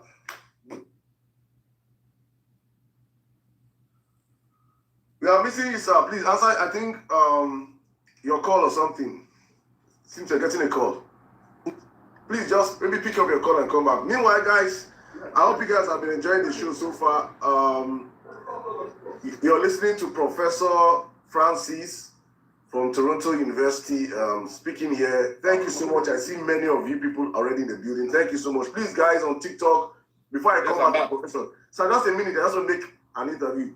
Now, a little announcement. Please, on TikTok, I see you guys. Thank you so much. We have hit a target of over 1,000 people. Thank you so much. Please, everybody, please power tap the live. And I just want to make the announcement because I never see these kind of people before for this live. Thank you so much. We host this live every weekdays from 10 p.m. Nigerian time to whenever we get tired, but every weekdays. But tomorrow we'll be on the violence space where we'll be. So I don't know if I can invite you tomorrow. I have a sister platform on X. I don't know if you're on X, on Twitter. Yes, I'm on X as what's my name on X? Inequality or so. But that used to be my nickname in secondary school. I don't know if can I bring you as a guest tomorrow? Because why not? Yes, because there's no sacrifice too much for this country. Thank you, sir. So I'm going officially, let us speak official. So I'm going to be bringing Prof tomorrow on the violence space, 8 p.m. Nigerian time. So that's going to be a very longer space. So I'm just putting out for my violencers are listening. He'll be here with us tomorrow, 8 p.m. But for now, we're going to continue the conversation. Please, please guys follow him. Please show him some love. If you're enjoying the conversation, please you can give him, let him appreciate it. That's the least we can do here. The platform, and also let's set a record on the likes tonight. So please guys keep tapping the like, Keep sharing it wherever you're watching us from. Keep streaming. Let's go back to the conversation, sir. We stopped on the exchange rate differential. Exchange rate, yes, exactly. Go on, sir. And I'm saying that if you're not careful, if people who are defending it could bamboozle you. That no, Nigeria was not. If we do not bridge the gap, the people are still bastardizing the economy. My question is that, listen, who is creating that gap? Who is giving that man $1 million at 300 naira per dollar? It's not you. It's not the market woman in the street. It is CBN. And CBN is like, well, an employee of government. So if Tinubu said, gentlemen, governor of CBN, whoever you are, pay attention to me, right? No dollar will be given to anybody, including my wife, at 300 naira per dollar. The market price is 450 and it remains so, period. Nobody will do that and they will obey him. And that will kill that thing, the arbitration. You see, if you do not control things, things will go haywire. So, because if you use this method they use now, which is like floating the currency. Hey man, listen, even in Canada, they don't allow you float the currency. We don't float the currency. US do not float dollars. Let nobody fool you. Everybody protect his mother dollar jealously. They do not float it to allow free. Those are theory. Allow free economy. Okay, let's even take it for granted, for argument's sake. Allow the dollar to float. Let the market determine its level. What does economists teach you? Economists said when you are productive domestically, you have so much production, but you are not able to compete in international market. So what do? You devalue your currency. Why? So that people can now find your currency, your product cheaper to buy. Now, brother, what are we producing? Nothing. So why are you devaluing that? Why? You are only going to give back to massive inflation, high level of poverty, confusion, and what you are seeing here now. Nothing more. So you should have gathered your policy. And people say, okay, Professor, what happens if we don't devalue? And then they said they won't buy our product. No problem. Leave them. I keep saying this is a country that can survive. Nigeria, our oil is priced at the international market. Case closed. They won't buy garri from me. They won't buy potato from Nigeria. What? You have 250 million people, for God's sake, to take care of. So you don't need to devalue it. You guide your currency. Then when you start producing, and you are producing enough to sell, because like now, I have my colleague who is the DG of Nigeria Export Promotion Council. She will tell you now that even with this difficulty, Nigeria export for local has increased. And I told you, and that is the truth. You know why? Because in the last 3 years, 4 million Nigerians at Jakpa. 4 million at Jakpa in the last 3 years.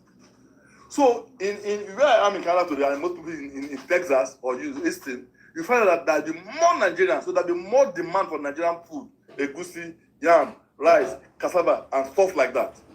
So many demand. So that is a blessing to us. But the local economy needs to be protected. That's what I'm driving at. Local economy needs to be protected, because now we do not protect it. And that's another argument they will give you. Say, yeah, you see, after that, you know. Sorry, sir. Before you continue, please, I'm sorry to interrupt you. Because inside the 4 million Nigerians at Japan now, I can bet that Tinubu don't have up to 2 million followers. I can bet that 1 million are Tinubu supporters. Yes. So I'm wondering, why do you support the man and you're running away? That's what I'm saying. Look, I told you an example of one woman yesterday. In my project management class. She's a principal of a school, and he ran away 2024, and he's a strong Tinubu supporter. Wow. She ran for economic reason, and she ran for survival's sake. But it's in a problem now, because Canada today does not give refugee hearing again. For now, they suspended it, so she's stranded. But Canada is so beautiful that we won't deport them as they are deported in the US. Yeah. So she had to sell her second house in Ife to pay for the next tuition fee. That is the struggle.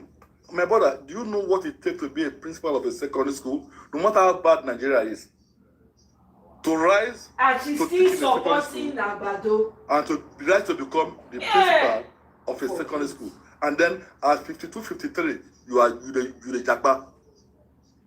She's here. And then the argument they give us is, okay, if Tinubu, look at Tinubu, after you have devalued the currency, now what? Our dollar, our foreign reserve has increased to $50 billion. I used to clap for them. I say, congratulations. Now, go and tell my mother, or somebody in Oshodi, or somebody in Abakaleke, or somebody in Benue State, that this cup of Gary he buys for 10 naira is now 50 naira. And tell her, and she said, it's too expensive. Don't worry, madam, our foreign reserve has increased by 50 billion. What would that woman tell you? You will pour that Gary on you. That is why in leadership, what you do is things that affect the common man.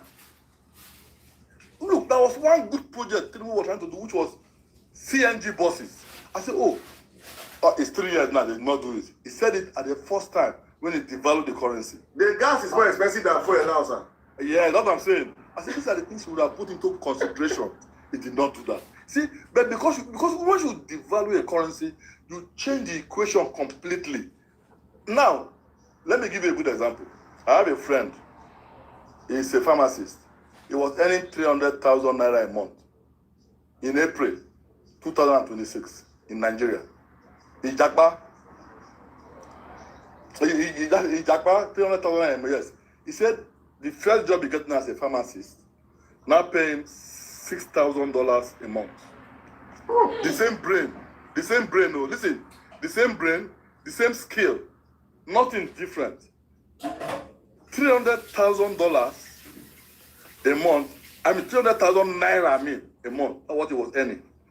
He jumped within 60 days to $6,000 or equivalent to 6 million naira. What has happened? That is the irony of devaluing your currency. Thank God they did not devalue his brain. That's the irony of devaluing your currency, because they make sure that their economy is protected and attract the best brains. Those 4 million you are talking about, and let's leave those who are supporting Tinubu or not. Let's forget about them. Those 4 million, now, do you know who they are? They are the best. They are the cream a la cream of Nigerian population. I'm telling you. How I hope they put 4 million Almajiris. I'll be happy. No, I will give them 10 million, sir. Yeah. If they take 10 million Almajiris from Kanu and bring to Canada, and I will be happy. Or Europe, and share them between Canada, Europe, Australia, and UK. I'll be happy. But you are picking 4 million of the brightest Nigerians. Graduates, engineers, medical doctors, nurses, veterinary doctors, name them. These are people who are already cooked, baked, made, ready. And you take them from the economy. Excuse me, it's not fair. And now, they are earning so much, 15, 20 times what they're earning in the name of your devalued currency. If you want to kill an economy, kill the currency. That's what Mr. said. That's why, look at Britain today. What is Britain producing? Nothing. But go and see that it's about the strongest currency in the country, in the world. They protect and defend the pound. They protect and defend. I remember Abacha did this thing some time ago when he was in president. I was a banker then. Abacha did that. Abacha refused to devalue the currency. I said, if you don't want to come and buy a product, no, go. Go. They will come back. I remember when he had a problem with British Airways and they seized Nigerian plane in UK for not paying we had a debt we were owing anyway, for whatever reason. He said, okay. He waited for British Airways to land. 2 of them landed and he seized them. And that was when I realized that Nigeria-London was the most lucrative route for the British Airways in the whole world. Because they fly a plane of 300, 400 seats and it's always filled up. Nigeria always filled up. I'll give you a place I got. There was a place I got sometime where the plane was coming from Ghana to UK. Instead, it passed through Nigeria, dropped in Nigeria and continued. And I said, why? You know why? Because in Ghana, they had about 30 seats for business class. Only 5 was filled. 25 seats were empty. But the economy with 330 seats filled up. But they called Nigeria. So yes, so help us. And Nigeria filled the 25 seats. Nigerians filled up with 25 seats. Kai. At the price of business class, 200 of Ghana.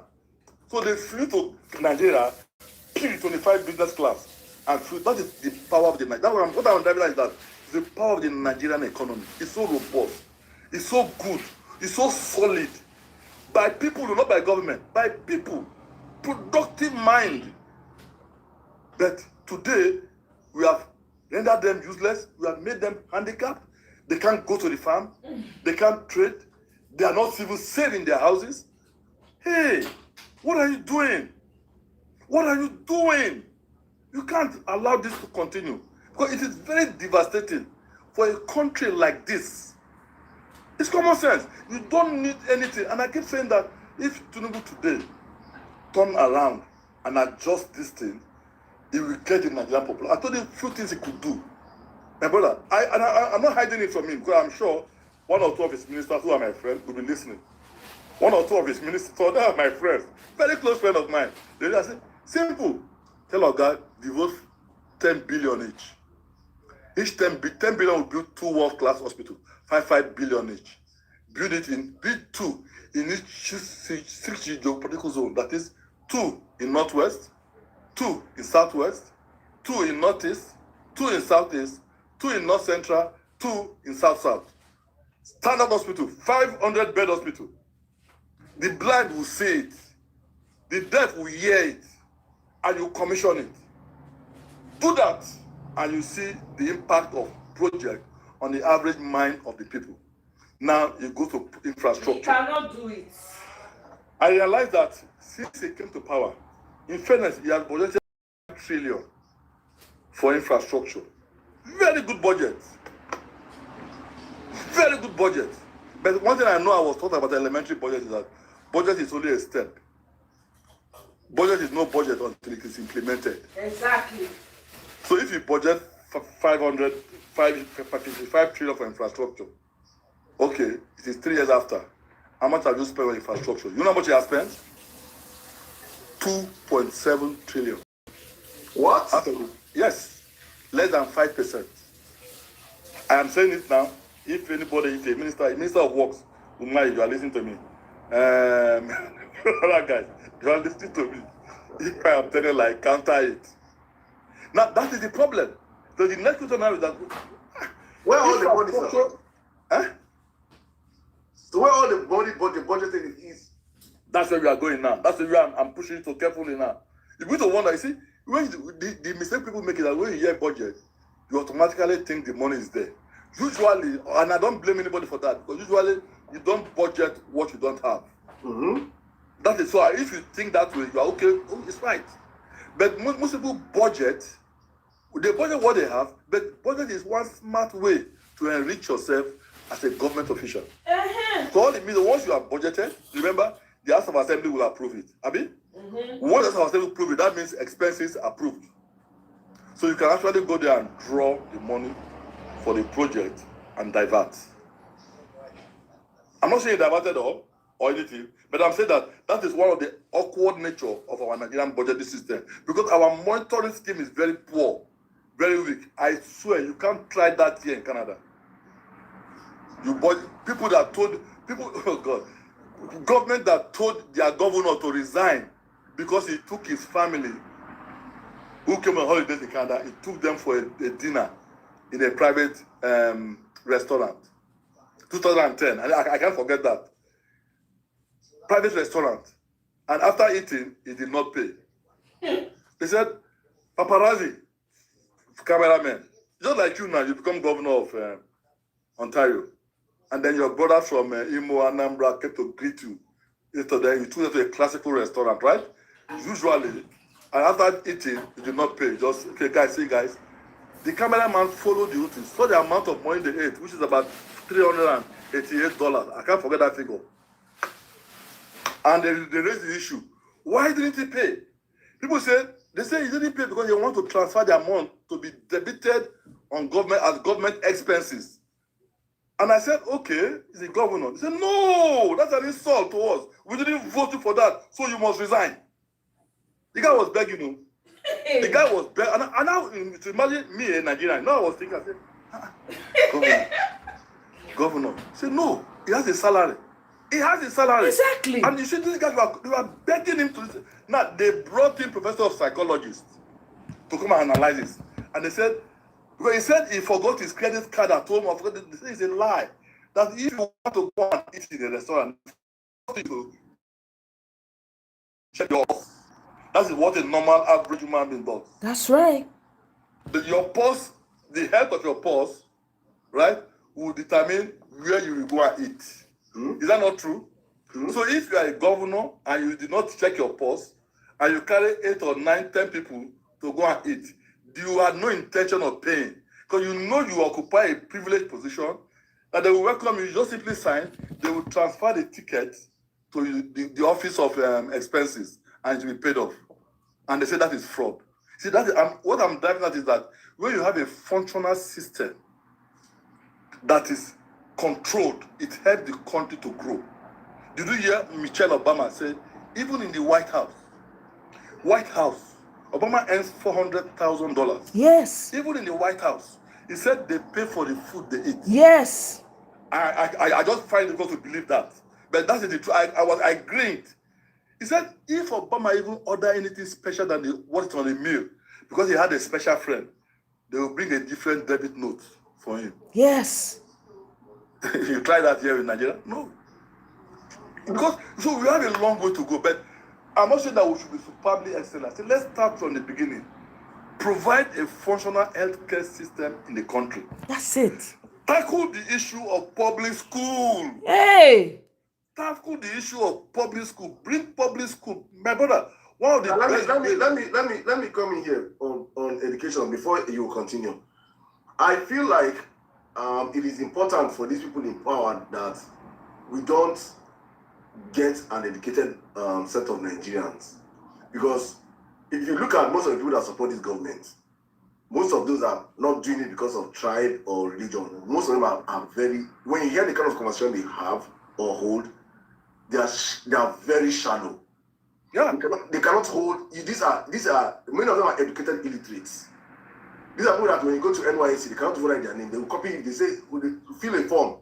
They will even copy your own name. They don't. They went to. It is bad, and our educational system is bad. And I feel and believe that it is intentional, because if you are an educated populace, is a populace that is a self-aware populace. So when you call for a revamping of the public institutions, do you see this particular government doing it? They're not doing it now. I'm not saying that. If they are doing it, I would have seen the footprint the last 3 years. What is the NEL fund? They will tell you that there is NEL fund. No, wait. What NEL fund has been existing before Tinubu came to power, right? Now they have one good thing they did, which is what do they call it now? Student loan. That's the NEL fund. That's the NEL fund. Oh, is that okay? No, because there's NEL fund that build infrastructures in schools. Student loan. The student.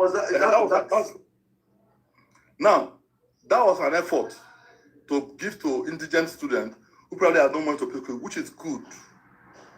But the only thing I fear is that when you graduate from university, and you where have is the work? Where is the work? And there's no prospect of getting a job. The rule says it is when you get a job, you start paying back. So if I don't have a job, I can't pay back. And I see many of them not having a job. I know what they will do. They will japa.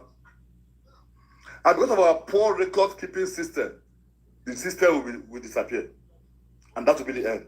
But as good as this could be, but what they could do is revive the primary and secondary school.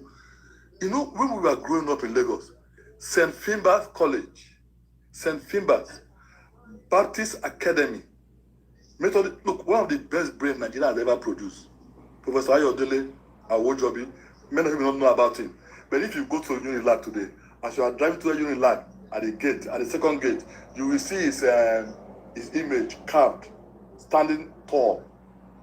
That was an incredibly brilliant DSc holder in mechanical engineering in Unilag. Became a professor at 32.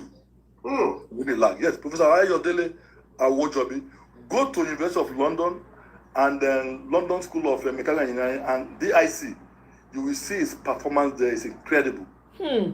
This is somebody, I know, because people like him came to talk to us in UI those days. We had to ask for his result in WAEC. My brother, when I see him, I did my own day, but when I see him, I say, hey, they asked for his result in WAEC. I can give it to you. Mathematics, 99. Kai. Physics, 98. God damn. That is his mathematics, that is his result. At A levels. Na senior brother to Michael be that one, no. A legend professor in mechanical engineering. Hmm. But they killed him. I don't know why. He died very early. He died at, I can't remember the year now, 97, 81 or 82. He would come to universities and give talks. He attended Methodist Boys High School. Bariga, they call them Bariga bombers. Public school. So that is where we will start from. Right? That is where we will start from. Can you imagine if he had revived the public school and revived primary health care center and built those hospitals, and that is all he did? Many people will not be able to challenge him for second term. True. Many people will be tired. Now your comrade, but he senior you. Now your mentor be that. Fellow engineer. I don't say you dey gbadun this life. This guy has brought life to public Numbers school. guy. This guy has brought life to public school. This guy, and then you will hear that he gave money now to state government. Go and host it. Me, I won't host state government. I won't ask my children to go and host state government responsible. I gave the money to state government. Exactly. I will hold the state government responsible. Exactly. This is the amount of money. How many primary schools do you have in your state? Say 2,850. How much are you projecting for primary school? I want it revamped in the next 1 or 2 years. Every one of them. You make it attractive, like what Rwanda did. You know what Rwanda did? Rwanda did the private school, public school so much that private school collapsed on their own. Yeah. Because you don't want to be paying 2 million naira every term as for tuition fee in a private school, where you can attend the government school for less than 10,000 naira and the same quality, the building infrastructure, the quality of the teacher, and pay the teachers well. Yes. Fund their researches. Pay the teachers well. Give them a way to educate themselves further, improve themselves further. A fresh teacher in a public school, a fresh graduate who is teaching in a public school should not be anything less than 350,000 naira I'm a month. telling you. A fresh, inexperienced teacher. The principal should not be any less than 2 million. And I'm being very conservative. Otherwise, I do not see any reason why my professor friend in Unilag is earning 480,000 naira a month and the legislator is earning 30 million a month. You know, where is that coming from? Where are you going? I'm giving you figures now of a professor in Unilag or in other states. Go and look at them. Few of them end up to 600,000, 700,000 a month. Go and look at what House of Assembly is earning in Lagos. Look at what our legislature is earning in this state. It could have done that. Just simply do what? Reallocation. Say, gentlemen, in politics, I can't allow you to collect 30 million every month. Tinubu. I am going to pay every principal. Ronaldo, you want me to do that one? Lie. Every teacher I know I will earn less than 350,000 a month. And I will revamp the school and see private school will not collapse. If he does that, nobody will be contesting against him. So that this what you're saying right now is exactly what P2B did in Anambra State. Yes, he did. Yeah, he did that in fairness to him. He did that in Lama State, where he even equipped them and put a laptop to issue. I have somebody who was a prefect in one of those schools. Put laptop, and then he gave them his phone number. He gave the senior prefect his phone number. If you have any problem, call me in your school. That is why he did not build a brand new school. He thought that they had many schools there, but many of them are dilapidated, and he revamped it. Did you see the school where they kidnapped those children in Orire, in Oyo State? That looked like a pig farm. And that is where our future leaders will attend. No! You will work on that. It's so easy. Look, the price of one Corolla can revamp that school. The price of one Corolla. Do you see his convoy? About 60 cars. Go for the wife. The price of one of those cars could have revamped that school. I'm only letting you know that these things are doable. They are not nuclear physics or advanced calculus. No. They are honesty and sincerity to work for the average person. These are low-hanging fruit. When you have done that in the first 3 years, people say, wow. Now, even if you are going for kidney operation, heart transplant, and so something, you don't have to go out of Nigeria again. You know why? Because in each zone, you have 2 world-class hospitals. Wow! Each local government now has at least primary healthcare centers. Our schools have been revamped now. The teachers are well paid. You will see brilliant guys who leave bank. They leave oil and gas to come and teach in primary. I'm telling during our you. time, very many of us left teaching to join the bank. Yeah. Is it because we like to count people's money? No, it's because they paid more. That the bank was well structured and salary was good. Make the public school salaries good, and it is easily sustainable. The only price is that you, the president, will not have enough money to steal. Your legislature will not have enough money to steal. You will not be able to put money anywhere. But the average man will have it, and you will see the impact on the population. Japa will be 0. Yes. People will come back. Yes. In large number. That is the way to go. Is this thing so difficult to do? No. If I had him today, that's what I would tell him. I say, okay, is this thing, what I told you now, is it so difficult to do? It is not. So, but sir, you don't want to do it because you're not honest and you're not sincere. Exactly. Sir, let me just come to this, because you're a professor, and for someone like me that I love education. It's painful to say what I want to say right now, but seeing how bastardized education has been in Nigeria, and the role of supposed professors in Nigeria today, Rigging election. politicians to power, they have reduced our professors today to riggers. Yes. Enablers of bad governance. You know, so I know, sir, please, because I know some of them are here watching this live now. So I don't know if you have a message for your. I know why I'm laughing is that you use the word somebody used. They have become professor of riggers. now that is the power of money. I disagree with the professors and I sympathize with them. That is why that woman, Professor, I can't remember her name now, in Abia State. Yes, that's why I bought my house for her. And I bought because that woman was given a Lexus Jeep as a gift to rig the election. Mm-hmm. She doesn't have a Lexus Jeep. And even if she took it and sold it, you know what she would have made? More than 15 years of her salary. So many of these professors are there. Now this is the power. That's why money is a terrible thing. Oh God. May we get to a level where the economy is so functional that you can't use money to bamboozle your way through. I'm telling you, You can't try that in Canada. You see, but listen, if you have $10 million in Canada, that one on your head, only your pocket is there. Exactly. You can't use it to outshine anybody. At all. Nobody, because the gate man, the security man, if his head is to drive a Lexus 350, he will buy it and he will drive it immediately and he will pay over 8 years. Nobody will say he bought it on loan. He will drive that is his problem. I mean the security man. So the professors are handicapped because when you are poorly paid, my brother, when you are poorly paid, you will listen to rubbish. Why did people like us who left Yabatech, I told you what happened. It was poor pay now. I love teaching all my life because the benefit I get in teaching is not naira, it's not dollar.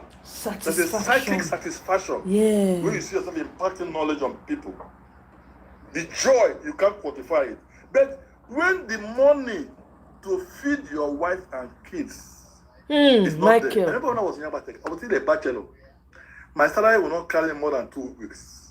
And I asked myself, I say, if I marry now, is that what I will tell my wife? Salary don't after 2 weeks. I have to work hard to move. So the problem is the salary. Yeah. If they pay them well, the professors will come and insist that this is a fact and it's not negotiable. My brother, when you not get money, your voice, like most Nigerian ladies will say, if a man is poor, you have no right to get an erection. They are no right. When you are so poor, they will entice you and mess you up with kobo. And you will imagine a professor, his salary is 500,000 naira a month, right? And he has children's school fees to pay. And it's in deficit of about 200,000. And then you are a governor and say, Professor Sirdam, come, you are going to handle this place today, right? And please, and this is what I want you to do. Do this. If you do it, right, I can assure you, you will have 40 million naira. But to show my commitment to you, this is 5 million. What will you say? You will start shaking. You have not done it, but to commit you, it gives you 5 million naira. And that is your 10-month salary. What will you do? You'll be smiling. You start speaking professorial English. Say you're going to get it done. Nevertheless, this election must be free and fair. We're going to ensure that election not. You know you are telling lies. Because the remaining thing now is that 35 million that is left. You must get it. And so you will manipulate it and get it. So that's why I don't want to blame them much. I'm going to the root cause of the problem. I'm talking of teachers, education. They should be revamped and they should be well paid. I'm not talking of people working in civil service. I'm talking of teachers, primary, secondary school. The school should be revamped. Teachers should be well paid. Minimum 350,000. Let them calculate it. It is nothing. Do that well. Put dispensary or sick bay in each primary and secondary school. It will not cost you anything. Revamp the school and keep quiet and see how people will be singing your praise. Hold the governors responsible. Don't tell the citizens to go and hold the governors responsible because the citizens themselves are already poor. They are very poor. But you are the president. I say, come, Sirdam, you are the governor of Imo State. You told me you have 2,800 primary schools. You told me you have 670 secondary schools. We have designed the model for you. I want to see your reports. What I'll be doing, I'll be giving quarterly reports to the country. Say every quarter, this is how far this state has gone. This is how far this state has gone. By the end of 24 months, every state should have finished their own. Now, any state that did not finish, we will shame you and bring you out. How much did we give you? Why did you not finish it? Exactly. People will see it. I, the president, will be demanding it. Yes. I will say go and demand. That is how to do it. And then before you know what's happening, because you are sincere and honest, all the primary schools in your state is revamped. Beautiful, clean, neat. All the secondary schools are revamped. They have their primary health care center in each of them. Beautiful, clean. The teachers are paid well. You will see many people leaving the bank, leaving the oil and gas industry to join the teaching force. And that is the first goal you will score. Then you have the general hospital you have built. If you have done that, the impact you will make on Nigeria is far more than what the coastal road is making. When the coastal road is being done, it will be done politically. These are things, gentlemen, all what I'm telling you, I won't tell you that. Man. I have written and delivered to him. For Canada. Yeah, these are the kind of people we need in Nigeria. And deliver. Okay. Say, Oga, do this thing. You will get, at least through somebody to him. Because one of his, but Emir, one of his brothers was my colleague. He was like, I'm giving it to him. Say, give to him. To follow this. I'm not an APC, but I know. But I know the economics of development of human mind, human capital. Oga, forget about religion, forget about tribe. Do this thing, and your name will remain indelible. So, thank you very much. So, what do you have to say? Because, honestly speaking, this is an aspect of the conversation that I try to run away from because I understand how much they invest in division. But what do you have to say to Nigerians, young Nigerians that are invested so much in tribal bigotry and religious conversations? I'll come to that. I want to answer it. That's a question somebody said here that Tinubu, by the constitution, cannot hold governors responsible. That is not true. Because Nigeria is not even running a proper federation. Bam! The current government, the man that has power to suspend footballer. Exactly. Makam, don't make that mistake. He's one of the most powerful presidents you have in the world today. Yes. God bless you, sir. He has what it takes. If you're honest and sincere, he will hold them. So, for those Nigerians who have been bigoted or bigotry, many of your reasons are because you do not know where you are coming from. Yes. You do not know where you are going. You think the Nigeria you met in 1999, 2000, 2001 is where Nigeria is. No. That's why I told them, if you knew what my generation enjoyed, all the people in the support would have said, hey, boy, come on. We're not agree. Because you do not know. So you're not able to ask too much questions. You're not able to challenge it. And we don't have historical analysis to back up where we are coming from. But many of us are still alive. When I Google it, I realize that people who are 62 and above, we are less than 15% in Nigeria. For the Jesus. Less than 15%. We don't die, finish, they go. We are less than 15%. So please don't be. I know the politics of bigotry. It plays on your emotion. It plays on your sentiment. You know it's our brother. You know it's our man. Our local. If we don't protect him now, Igbos will not protect him. After will not protect him. Let's protect him now. That is the message they sold. It's very easy to sell that message. Yes.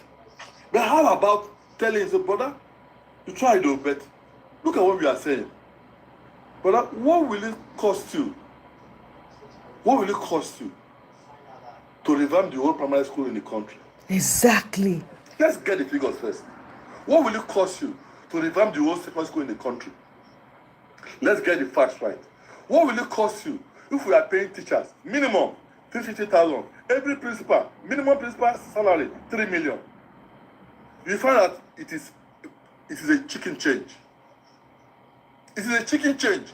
If you are able to bring out 150 billion to buy a metal called private jet, a metal called private jet. When I all built Cocoa House, you think he couldn't have diverted that money and kept somewhere else? Bam. When he built the Liberty Stadium, you think he couldn't have diverted that money? When he made the education free and compulsory, you think he couldn't have diverted that money? I benefited from it. Free and compulsory. Compulsory means that if your pikin need to go school in the Western state, you will come and ask a question. Because the man knew the power and the strength of education. But you know the painful thing? This was Awolowo himself who had no money to go for a LLB law in London. He had no money. There's a letter where he wrote to the richest man in Jebuland and said, please, loan me this money. I'll go to admission to go and read law in London. I promise you, I will not fail. I will do it. When I come back, I will pay you back. That means he had no money. But he went there, he saw, and he conquered. He said, no. The greatest gift I give to my children or my people is education. With education, we encourage farming. That's why you hear that their song. Yes.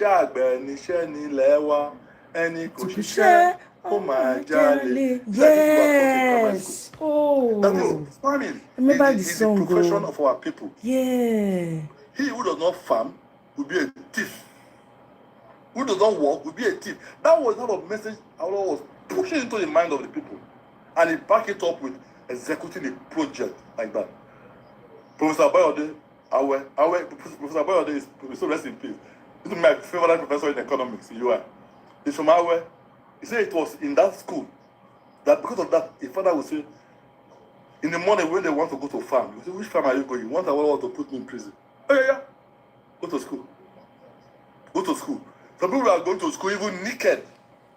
Not that small trust that go to school. That is the man who knows it. And that's what I'm saying. You want to touch the people, you are honest about it, there are things you should do.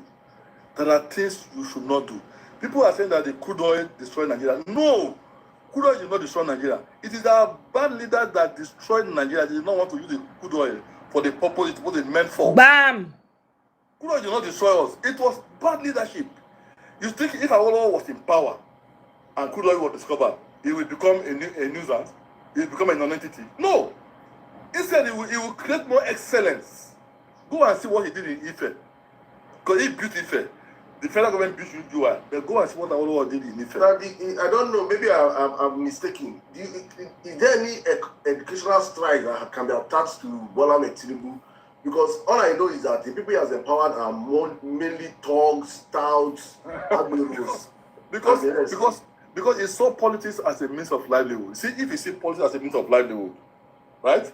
If it's a means of livelihood, then the trajectory of empowering thugs. What do thugs do for you?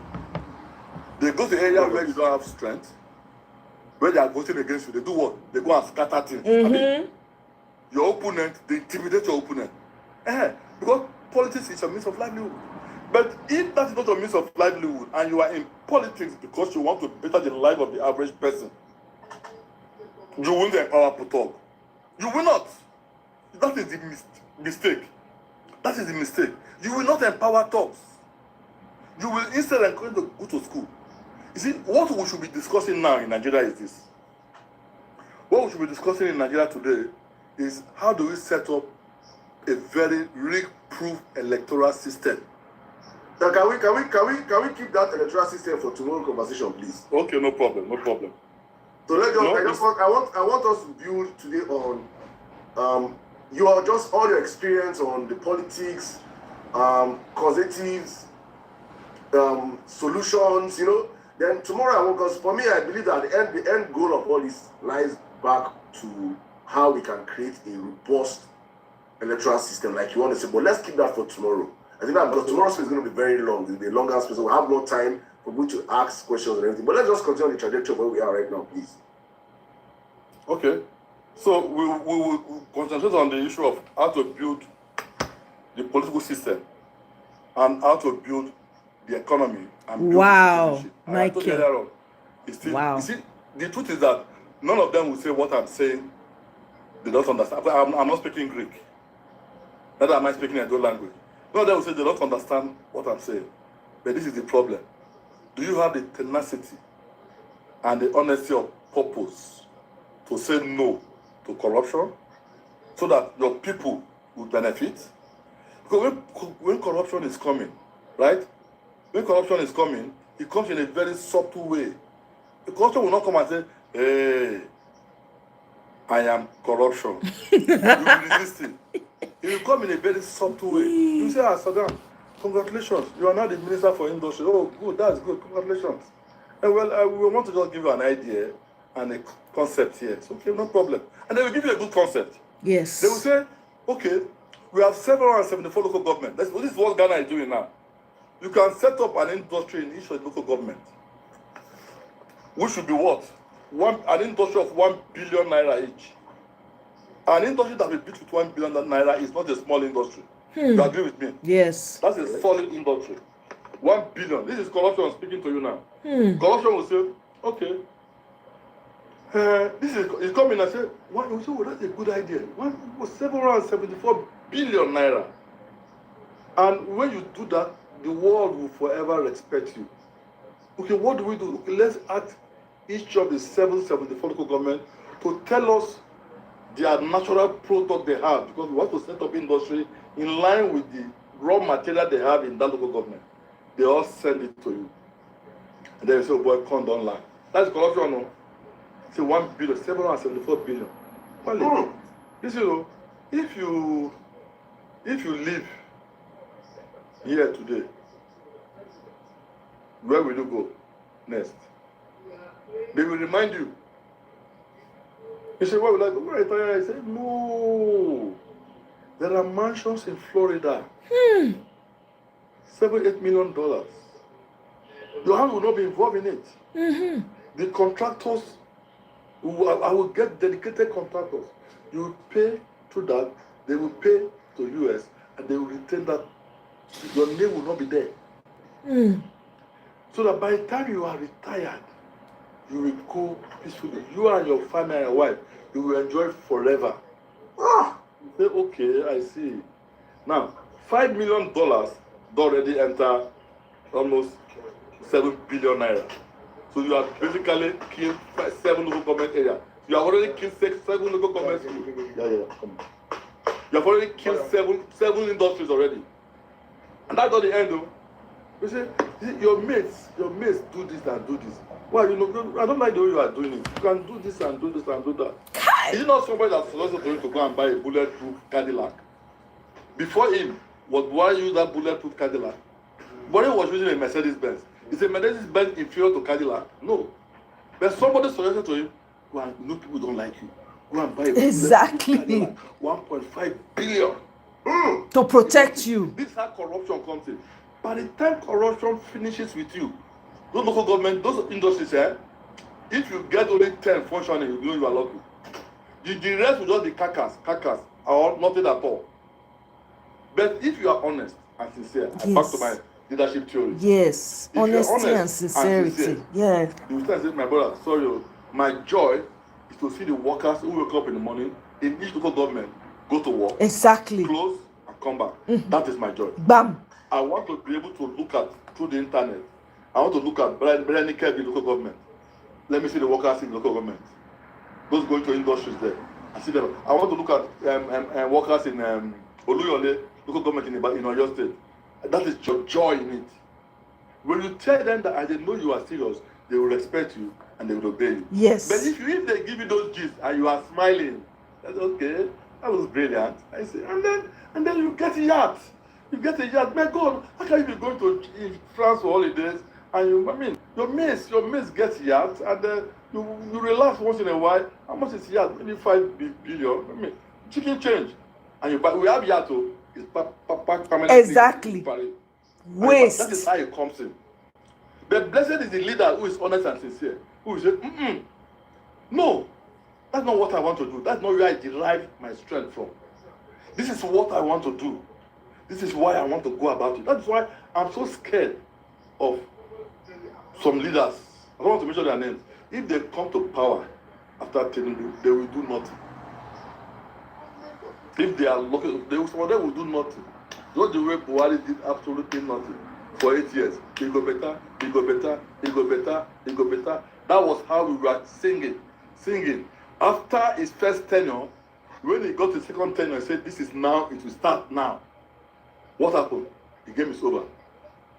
If you're not very careful, that is the journey we are taking now. It go better? I said, no, not be go better. There are what is called low-hanging fruit you could have done. Leave the coastal road. That's not what we want to do first. If I were in, these 4 things I have done, then I will move money and begin to repair the internal roads.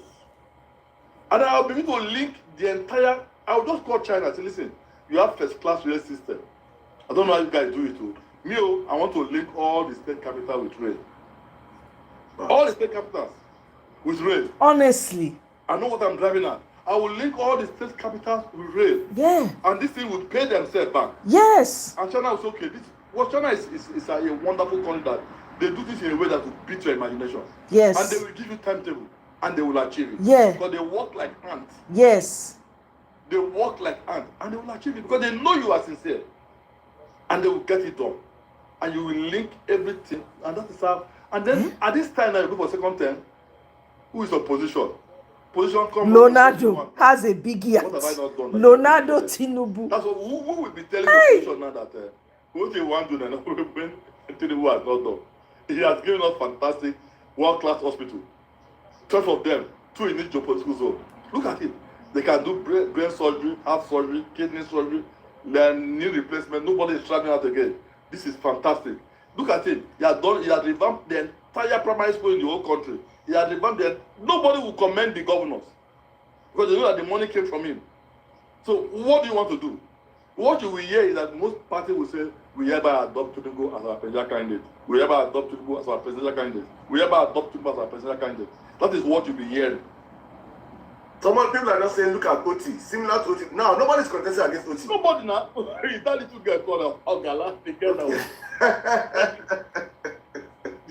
But OT did a fantastic job there. He did a fantastic job there. And that is why people are just trooping in. I'm trooping in. Prof, so when they say OT did not do anything. No, I saw the problem with my brother, Sowore, is that he's affected by this syndrome of, if it's not me, no other person. Bam! Character syndrome. Yeah, Main character. My generation failed Nigeria. I'm not ashamed to say that. I could have pretended and said no. I could have said, my generation failed Nigeria. People say, Professor, why are you saying no? I said, yes. I'm not ashamed to say that. Because I know what my generation did. What they did is best. And he's still doing it very well. Yeah. Brother, if you have not been to Aba during Omoye Kalo, I was there. I was in Aba to execute. Yeah, hold on now. I was in Aba. We were doing a study from Canada here. We had to put a Canadian mortgage system. We studied Lagos. We studied Port Harcourt. Because Port Harcourt is not very far from Aba. So we studied Aba. And we saw the terrible roads in Aba and Omoye. This time, Oji Kalo has finished his 8 years. The other man, Teodila Oji, was like, why can't you guys arrest this guy? I mean, somebody was here for 8 years and it was like this. Now, I've got the picture of the modern road, those roads now in Aba and Omoye. I had the pictures sent to me. Do you see how I dealt with those low-hanging fruits? Yes. And that makes you think this guy is super. Yeah. So easy to satisfy the common man. Yes. So easy to satisfy the common man. Eh? So easy. Now look at what he's doing now. He's pushing to put in a port. About one place there. When he succeeded in putting that port, he had already liaised with Tinubu and Tinubu is giving that positive vibe. When that port started vibing, we notice that port will take half of Lagos containers. Bam. Because Facts. if I have a factory in Aba, I have a factory in Nnewi, I have a factory in Omoye, I have a factory in Onitsha, what's my business importing containers through Lagos? I will import it through that port. And it's a no-brainer. So Chowore, I sympathize with him because he said he did nothing. Okay. I gave it 50%. The 50% is not a good performance. I said, you even try, but leave Chowore alone. He's fighting a different battle. He is one of those people who brought Buhari to power. So you have to pay the price. But Tinubu, when he brought Buhari to power, and I except I'm wrong, I never imagined that Tinubu had in mind that this insecurity was part of the agenda. I may be wrong. I don't think Tinubu as Yoruba man, and Yorubas I know who like life and like industrial development, Exactly. will not go and be part of the parcel of people who will be importing fugitive Fulani herdsmen into Nigeria. They will not be part of it. Sir, I disagree on that notion because Tinubu is actually not a Yoruba man. Nobody knows who he is. Nobody knows. No, this is real fact. Nobody knows his. You said you have a working experience with him, but nobody can. I don't believe. Maybe you will be the first person to tell us his father. No. I don't know my child, but I know a bit of areas where I would have known him. They denied him. I said, When he said he went to Aroloya's primary school in Lagos, I know Aroloya primary school in Lagos. That school was established in 1904 or so. And the school said no, he didn't go. I said, hey, which primary school did you attend? When he said he attended Ibadan Grammar School, Ibadan Grammar School said, lie, who said are you? Then he said he attended Government College, Eric Moore. And he finished in 1970. Eric Moore Government College was established in 1975. Wow. Exactly. So you see, what I was expecting to say, and I said, gentlemen, I didn't go to a conventional, like my father didn't go to a conventional primary and secondary school. My father. But he could read and write. He could read and write very well. In that course, he this thing. He went to night school. Where? In Lagos. Night school in Lagos. He came to Lagos and illiterate, but he went to night school in Lagos. And he could read. By the time we were growing up, my father could read and write. So if Tinubu had said, gentlemen, I didn't go to this conventional school because of the poverty or Exactly. opportunity, whatever. Insincerity right? and dishonesty. My primary school from home. I read my GCO level from home because Chikobi did his BSc mathematics from home. Yeah. Those days, very many great men read from home. Yes, Francis Kayama said it. That So is one of them. exactly what I was expecting to say. But he didn't say any of those, and I said, oh God, which could, because I wanted, because look, I've listened to him. He's very intelligent. He's very smart. So look, if you cannot do the kind of trade he was accused of doing in America, and you will not be intelligent and smart. But good. So you know what it takes to be a fraudster. You have to be one step above the average person. True. Yeah. So he's very intelligent and very smart. So my question is that, okay, if you read at home, tell us you read at home. So that we will know that you read at home. And then you pass. There's no crime about it. Many of the professors I met in UI did their GCA level, O level through rapid response college. Those days, many people don't know it. It's tuition. You register for it, you pay the fee, they send you lecture material. You read, you do an assignment, you post it to them. They send it back again to you. You read, do assignment, and then at the end of it all, you go and write the exam. And many of them passed. That is why I can't speak to him, but I can only speak to him from the period when he has come back. And I know that this guy is smart. But the problem is that maybe people, but I don't know why nobody could come out and say, I know him from this level. Nobody. And it became a mystery. But I don't want to go into that because let me deal with the issue. I know that, Oga, you are lucky to have gotten a position now to get to a level where God made it possible for you to be a president of this country.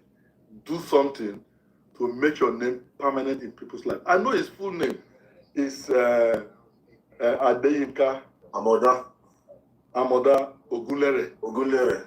Yes, before he changed it to Bola Ahmed Tinubu for whatever reason. But what I'm trying to say is that there are things he could do. And there are errors he has made now. which we correct, which it could correct. Let me tell you one funny thing we'll do now. It's not conventional.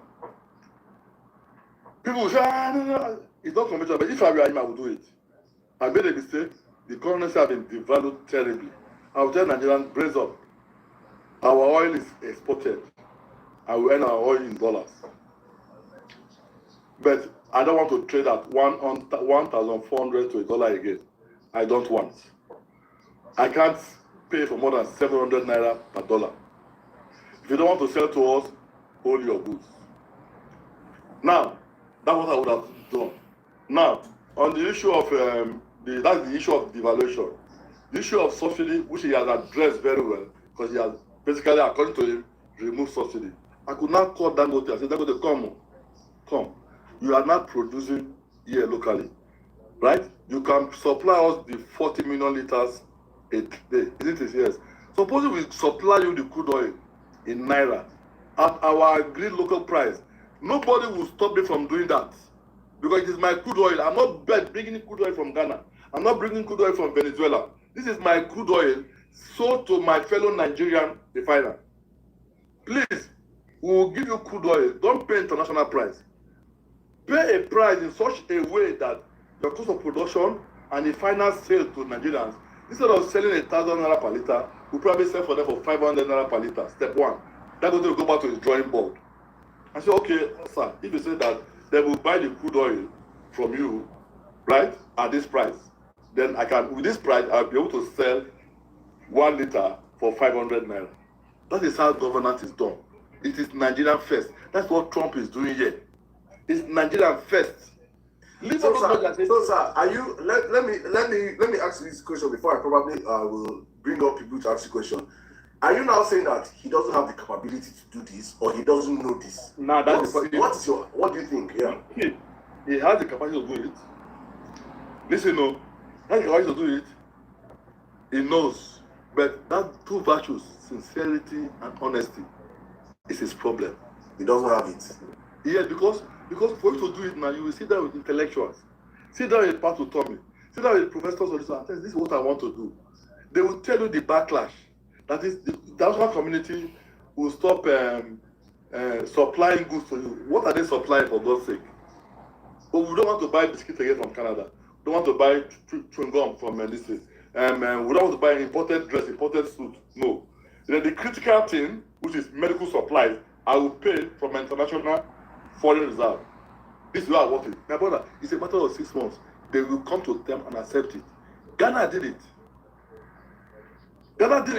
So the problem is that he lacks honesty and sincerity. That's why I said those are the two, our leaders. They want to do a job, but when you are not honest, you will not say, oh boy, this is if I do, and this is the impact. But this is where I'm going, even though I told them I'm going this way. That is insincerity, self-deceit, and because of that, you maneuver things down. Look at the lifestyle of his children. When Obasanjo was in power, how many of the children do you know? I don't know anyone. That's why they know. And Obasanjo has over 20 children. I only know one who is a veterinary doctor in US, who is that kid to become a senator and went back. I know the second one who is now a brigadier general also in the Nigerian army. The other ones are professionals in their various fields. Tinubu is a cancer, honestly. But see what the son is doing. He has over. Wole Soyinka saw him one day and said, "Hey, but I'm in the forest now. Why are they following you?" No, Wole Soyinka. He was teasing him. He made it poetic. People will tell you that if you try this thing I just told you, the economy will destroy. It's a lie. The economy will not destroy anything. Nigerian economy. Say, gentlemen, this is what I can afford. If you cannot deal with me, good luck. Take your keeps, day your day, make I day my day. And tell Nigerians starting up. You know why? Your medication, you will get it. Everything we need for power supply, you will get it. But in terms of foreign food, if you love eating foreign rice, I'm sorry, that's sauce. Exactly. Whoever is locally produced. Exactly. What is locally produced? I will eat locally. And pump this in well. If you want to eat foreign, you go out and go and eat foreign. You have the market. Yes. You have the market. Please, guys, double Train a tap your human screen device to It's not like, doing human oh, now, right? please, or click on the 3 dots to He like. said they produce tangerine, bluebird margarine. That's a popular product called Bluebird. Yes, and then locks. Do you know that 70% of their production in Ghana is sold in Nigeria? Yeah. It's sold in Nigeria. They produce it and use trailer to drive it to Nigeria. Can you imagine? Why then did you leave the country? Oh, we are spending almost 80% of our expenses on diesel. No light. No light. My brother, if today we solve the equation, electricity equation in Nigeria, Unilever will come back. I bet you. Unilever will come back. Putangambu will come back. Johor will come back. Panapina will come back. Pirelli tires. All those people will come back. We will not get light. That is the major problem for many of them. But the average Nigerian, no, we don't have light. We don't have good roads. And now, added to it now is insecurity. That is the greatest blow that has basically destroyed Nigeria. Because for me, without insecurity, with security, I could easily live in Nigeria. You know why? Because that's why I went back to Nigeria in 2000 and something. Of course, you buy generator, But now I would have easily got a solar. Yes. I would have got a solar. I put a solar now in my farm. So my guys in my farm, They're they have solar enjoying. power now. They're enjoying. Powering the farm, because in the night there's light inside the bush in the farm. Then where they live, the 4-bedroom bungalow, they have power. Because I did that because each time I want to link with them, they're having power problem. They have to go and charge their phone somewhere else and this sort of thing. They're not able to connect. So I don't put solar power there. Not much, but good enough for them to have light at home and then charge their phone. That is how you solve a problem at your level.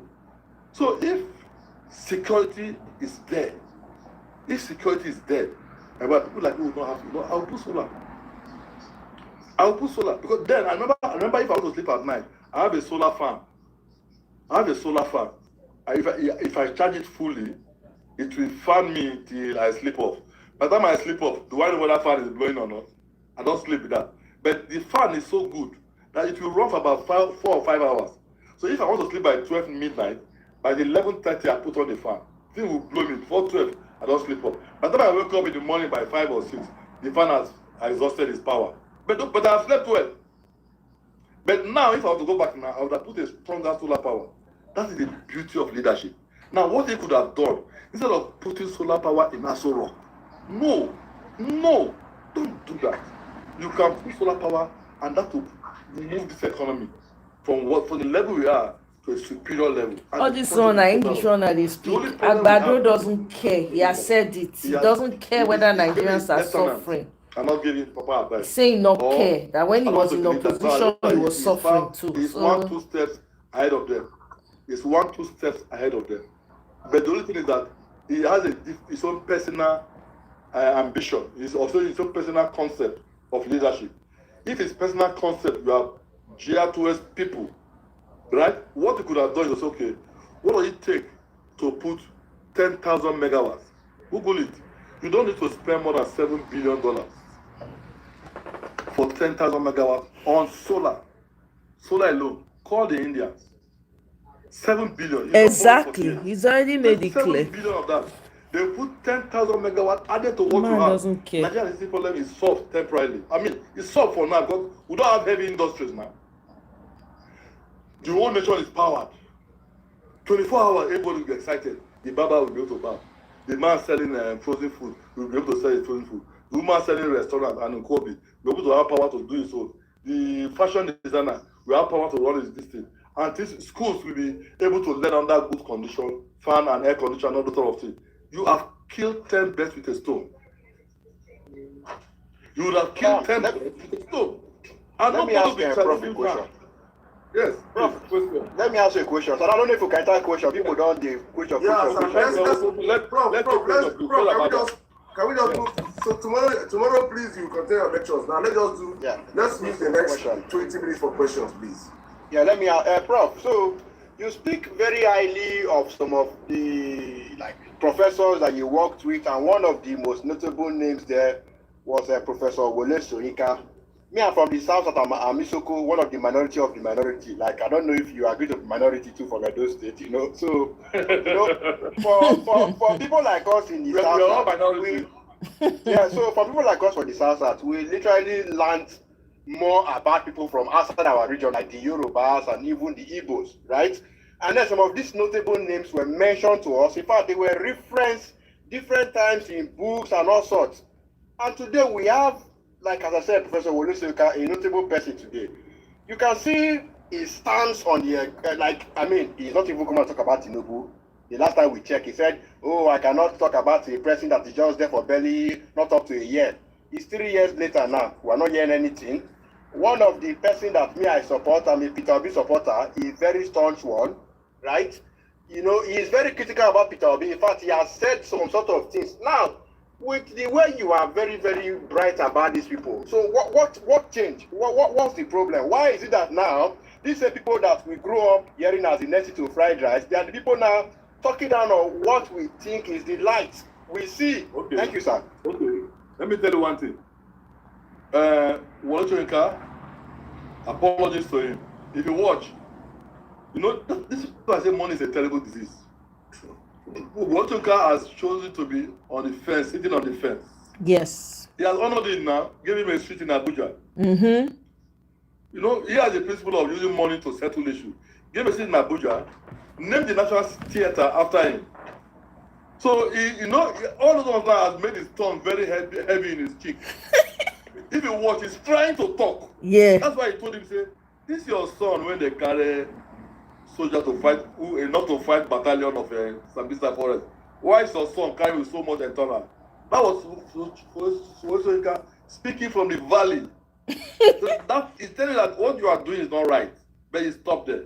And then there are very many other ones. Many of them in the generation have all gone now, right? That could not say anything about it. That's the power of one. But there are many professors that are telling you, okay, you are not right. Professor Pat Utomi say you are not right. And then many of this is the problem of an environment where money determines so many things. Let me tell you something. A professor in the university now who come to speak against it publicly, you know, you can get him sacked. True or false? Mm. You can get him sacked. I mean, but a year in Canada, I remember a case where a governor was campaigning and he was bragging about a new bridge they want to do in one area. The governor was campaigning, it was a director of works in the civil service that came up to the television and said the governor was talking rubbish. I said, director, governor, are you crazy? See, the governor was talking rubbish. That project will not take off on the 3 years' time. Why is he mentioning about it? How does it concern him? It's purely a professional project. Because they were able to develop infrastructure. It's a professional job done by the professional department. Has nothing to do with politics. Nothing to do with politics. Mm. So when you see all the roads here are tarred, infrastructure are done well, no project can claim any nonsense. If you claim it by error, the workers, the civil engineer will challenge you, and if you do it in Nigeria, they will sack you. That's why many of the professors will just say, this guy, shall pay us well. Give us the money you are owing us. That is where they are. They are handicapped. Because the system is such a way that the survival of the professor is still in the hand of the visitor to the university, which is the president. Obama cannot sack a professor in Harvard. I mean, Trump.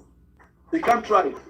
You remember when there was a gift, Margaret Thatcher, Prime Minister of Canada, Prime Minister of UK, he was on the seat of Prime Minister. Please ask your questions in the comment section, please. I'll ask the questions, please. Okay. On his alma mater, Oxford University, was to give him an honorary degree, PhD, honorary PhD. They went to meet in the Senate turned it down. They didn't award that because of our support for apartheid in South Africa. Can you do that in Nigeria? They born you say University of Ibadan want to give an honorary PhD to Tinubu, and then one Senate will say you cannot give it to him. All of you will be sacked. So that is, but we are not there yet. So at times I sympathize with them. Believe me, I sympathize with them because that is how constrained they are. When society grows to that level, we distinguish professionalism from political manipulation, then we will begin to talk about that. But we're not there yet. All right. Thank you very much. Sir. Thank you. Please, guys, up on the box. Please, no submission today. Just questions. Just questions. Tomorrow will be a longer space. Please, if you're joining us for the first time, I just want to reiterate and say this. Please, mute your mic if I don't call you up to speak, please.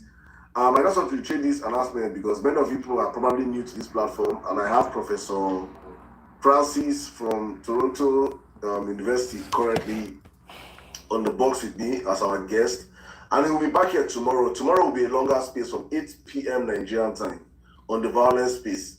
So that's on X, but we'll be streaming it live on TikTok also, and we do this every weekdays from Monday through Thursdays. We're out here 10 p.m. Nigerian time. We'll just come out and talk about the state of the nation, vis-a-vis politics, and we're blessed with a very wonderful, intelligent guest here today, a professor in statistics. So if you have questions for him, please. Yes, I have somebody who's asking a question now that do I plan to go into politics? Say, because I know the question you are trying to find out. See, let me tell you how politics is done in this part of the world. Right? You are to be somebody who has an idea and a skill to add value to the society before you think of coming into politics. So if, for instance, you want to come into, I am a member of the Conservative Party here in Canada. I stay on the screen in the screen on the data analysis for the Conservative Party in Ontario. If somebody says they want to come and represent his riding, that is his own constituency, the first thing we do is that send us a CV, and we're looking at what is your skill, what is your experience. If you are jobless, you can't even submit your form. That's the first thing. Even though it's so cheap to contest, if you have not attained any level that is the same of that, you haven't gotten the skill yet. We are looking for professionals who have skills and experience to offload to the society, to lead the society up. We're not looking for job seekers. So what I would have loved, I don't want to divorce from one or two things. I would have loved to come in as a way of helping the economy. There was a time I came in when we were trying to set up a Canadian mortgage system in Nigeria. That was the type of thing I love to come and do. Canadian mortgage system. That is to say, you finish you finish your university, you got a good job. Instead of renting a house for 2 million or 3 million or 4 million a year as rent, come and buy a property. You pay over 25 years, over 30 years. See, the property I am now, I bought it in 2002. I was 6 months old in Canada. I am not a Canadian then, but I came in on a professional basis, permanent resident. So I was qualified to apply. I got a job, and I went back to Canada, and my wife was working as a nurse. And I got this offer, and I said, don't laugh at me. I want to tell you something that will make you laugh. You call me a bush I think his first name is Francis. I can't remember his last name now. Martin. Maybe he will mention it again. Which one I want to buy? Ladies and gentlemen, the very first so Professor Francis something. He's from a bank. I can't remember. I've been renting houses in Lagos now. This is a 4-bedroom duplex on half acre of land. This house. Thank you for subscribing. Welcome. Then I said, okay, the former guy had never parked out yet. Then they said, no, this is what comes with it. So now I said, don't laugh at me, but you know where I'm coming from. Not now, I'm talking of 22 years ago. So I said, this marriage there for never finished parking now. How can we now pay for this? I will never park. I said, no, these are things that come with the house. I said, hey, really? That was the house I bought. Now, before I moved to that house, I was paying a rent of 1,150 every month for a 2-bedroom apartment flat. When I moved to the house, 4-bedroom duplex, my monthly mortgage, for which over 25 years or 30 years, was $820 a month. Can you see the difference? That's the power of mortgage. And I said, oh boy, now wow. So it is even cheaper to buy a house than to rent. Conditions and all those things than to rent, which is true. And that's why I moved. It's been there now. 2004 to date. I mean, how many years is that now? 22 years. Wow. So I have 3 or 4 more years to finish paying my mortgage. That is how it should be. So what I did was okay, let's come and set up the thing in Nigeria here. I came back in 2009, 2010 to set it up. If you go to Lugbe, you will see it there. There are about 500 houses built. It is stalled down because of the Nigerian problem. We did a study around the country, found that you can do it in Lagos, in Port Harcourt, and Abuja. If those first phases are successful, we will replicate it in Kano and then other places that will be coming up. The whole idea is that you don't have to pay expensive rent, come and pay over 10, 15 years. But you know what stalled it now? The bank is demanding for Nigerian sovereign guarantee of the money they will spend. I would say, yes, let them give them sovereign guarantee. They said no, they will not give them. That's Nigeria. And the people will say, okay, we are not ready. It is what is done everywhere. But because we don't have a government that is interested in the heart of the people. So these are the things, these are little things you do in a place, you will solve. Because if you have imagine if you have 5,000 apartments in Lagos, by now we would have had more. And if you finish school or you are working, instead of paying 3 million, 4 million a year as rent, come and pay 2 million and take the same apartment for the next 25 years or 30 years. You come and take one, and people, as you do that, you are decreasing the pressure on accommodation, and things are getting better for everybody. And the beauty of mortgage is that it's like water fountain, where the water is coming up and it hardly finished because you have estimated the volume of water in the tank. As it goes, it comes out. As it goes, it comes out. You have a limited power of evaporation. As it goes, it comes out. That is how mortgage is. The monthly mortgage by people paying monthly mortgage would have been building more of those houses. And by now, you would have realized that from Abuja airport up to the mainland, would have been filled up with apartment building. Skyscraper apartment. That's how they build in the US now. Yeah. Those skyscrapers you are seeing. Welcome, Obanla. Skyscrapers and so on.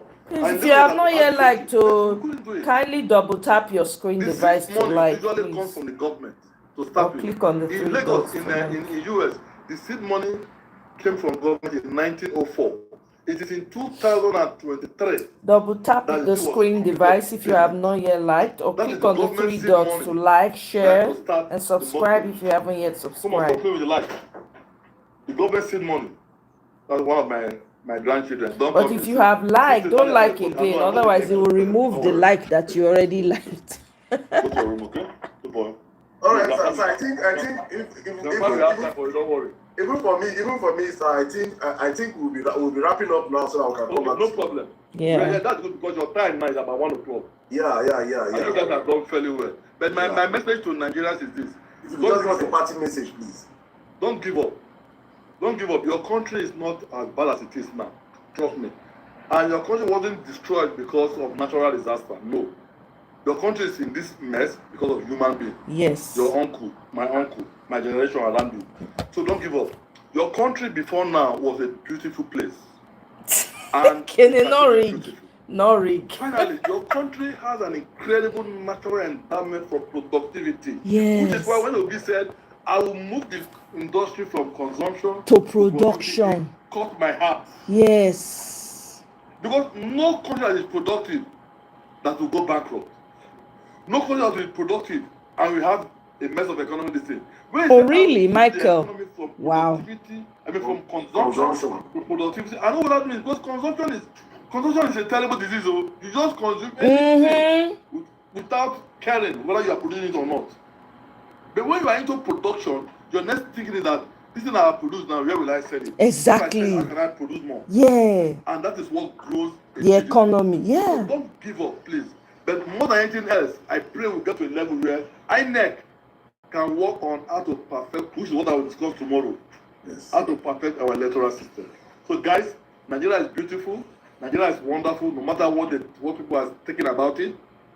Trust me, our problem wasn't caused by angel. Our problem wasn't caused by our people who caused us. No, our problem is by Welcome, Benga. politicians who are not honest and are not sincere. Exactly. Thank you very much. Oh my God, this was awesome. Salam, I not for your box. Ask question. No, you're a very special guest. I can't Okay, sir. Just one question, please. I have a Oh, really? someone Kene, that I would like long to term ask. is 5 Let me years. allow the people to Wow. ask questions so that I will not end on. And then you have to Yeah, renew. please just what Yeah, I can that's get. crazy. Thank you, Mr. Okay, thank Sirdam. you. Thanks, Prof, for the Thank you, my brother. How are you? for the long lecture. I am very sorry it's too long. My It's not apologies. long, I will enjoy this. Now, it's an ABC member, All right, so but we don't like enjoyed. communication. People enjoyed it. My apologies. Some of us it's too long. speak I'm some. sorry. Okay. All right, sir. So, sir, my question to you is: I have two questions. Number one, you made mention of that Nigeria is so insecure, you're unable to come on, that you can't even visit your farm. So, my question now on that particular area is: you say you have workers who are working till today, no form of insecurity has come to their farm. So, why are you scared of coming home? That's question number one. God Question bless you. number two. Question number two. You referenced talking I will about the schedule budget. it, Benga. You know, I think 2026 Just make sure you budget have your is 54 notification trillion. bell on. You said only I'll 2 schedule trillion it is implemented. and I'll let So you my know. question in that regard is: You how will many know. budgets, yearly budgets, is Nigeria currently running? And we need money to service all these budgets. How many do we have? Thank you, sir. It's funny you, as an APC person, you are asking that question because you are running 3 budgets, which is very unusual. You are running 3 budgets simultaneously. And you want to finish your people. I don't want to go into that. They are running 3 budgets, which is very awkward. But the 55 billion trillion we're talking about is the total budget you have for your infrastructure for the 3 years put together. 3 years put together is 55 trillion, and you have only spent 2.7 trillion. And the question is this: is it that you do not have enough money to spend, or the money is being spent and dying? So the only money spent on infrastructure so far is 2.7 trillion. And that is one way how not to run a budget. Because I know for sure when you make a budget, you have something in mind. You look at your income, you look at your potential expenses and what you want to do. So it is based on your income, do you draw that budget? So you know, and then you take it to the National Assembly, they sit on it, they scrutinize it. They look at this budget you have made now. Do you have money to run it? They find that they have money to run it, and they are convinced, so they approved it. So once it's approved, it's now become the baby of the executive of the government. You now draw. How come after 3 years? Benga, are you subscribed? If you're subscribed, then click on your notification bell. So when I schedule it, you'll be aware, okay? Is it that you kept the 55 trillion somewhere? Because if you're not subscribed, you won't You know. have taken more than that, and you have only spent only 3 trillion, and the rest have developed wind. But in Nigeria, snake they swallow money and all those things. That is the irony of it. Like, but if you are honest and sincere, you will know that that is one way how not to draw budgets. How not to execute budget. But I don't need anybody to tell me that if you go and find that the money drawn in the name of infrastructure is more than 20 trillion. The money spent so far is 2.7 trillion. Anybody to tell me that. But why have you not done it? That is what APC should ask their Oga. Oga, when you were borrowing this 55 trillion, were you asleep? Or were you saying that you do not know that we will have money? Because oil price are not good to us. Yes. How come that so far only 2% have been spent? Tell us. That is what APC members, not even APC members, sorry. That is what Senate should be asking him if they are doing their job. But they are not doing it. So let's come to the issue of insecurity. My brother, I'm smart enough to know how this bandit operates. Bandits, when they look at you, they look at your economic value. Yes. When they say, they don't know that they know that the owner of this farm is in Canada. That they know, when I land now Bagams, oh boy, he don't come home. Yeah, where is he? He's in Canada. If they cash me, they'll be demanding for 500 million. Exactly. That they did not cash my farmers. Please, that's not a problem for them now. Before 2 of them are even outside guys. They don't cash them, doesn't mean anything. Right? So one person says that is why I'm taking precaution. If I come today now, I will hide myself in Lagos or Abuja. I keep relating. Thank God for technology.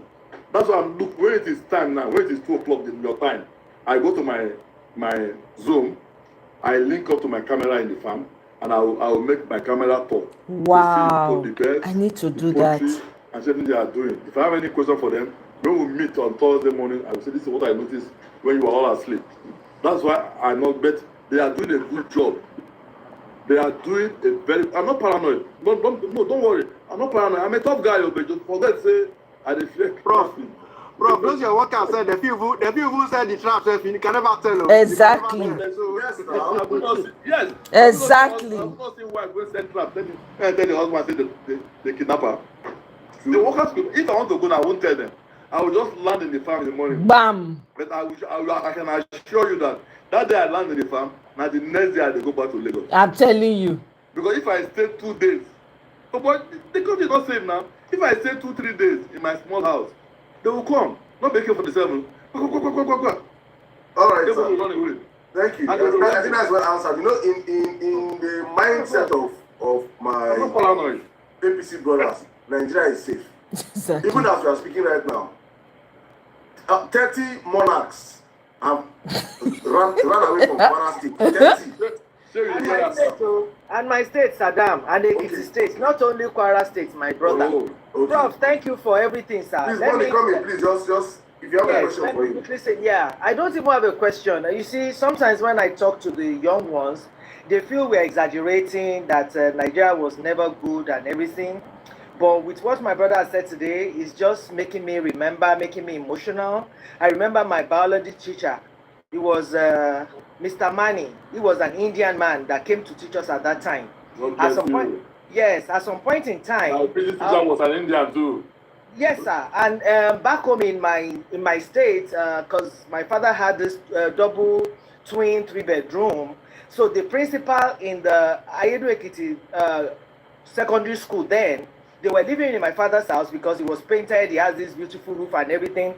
Because they were Indians, they had to look for a comfortable place for them to live, you know. So, and like I said earlier, people come to school, they put them in the buses and in the train, and they go back safely. That's something that is not there now. I wish people in our generation, I do apologize that we failed our children, you know, because we are the ones, and people like you, my brother, enjoyed Nigeria, but we couldn't give back to the generation.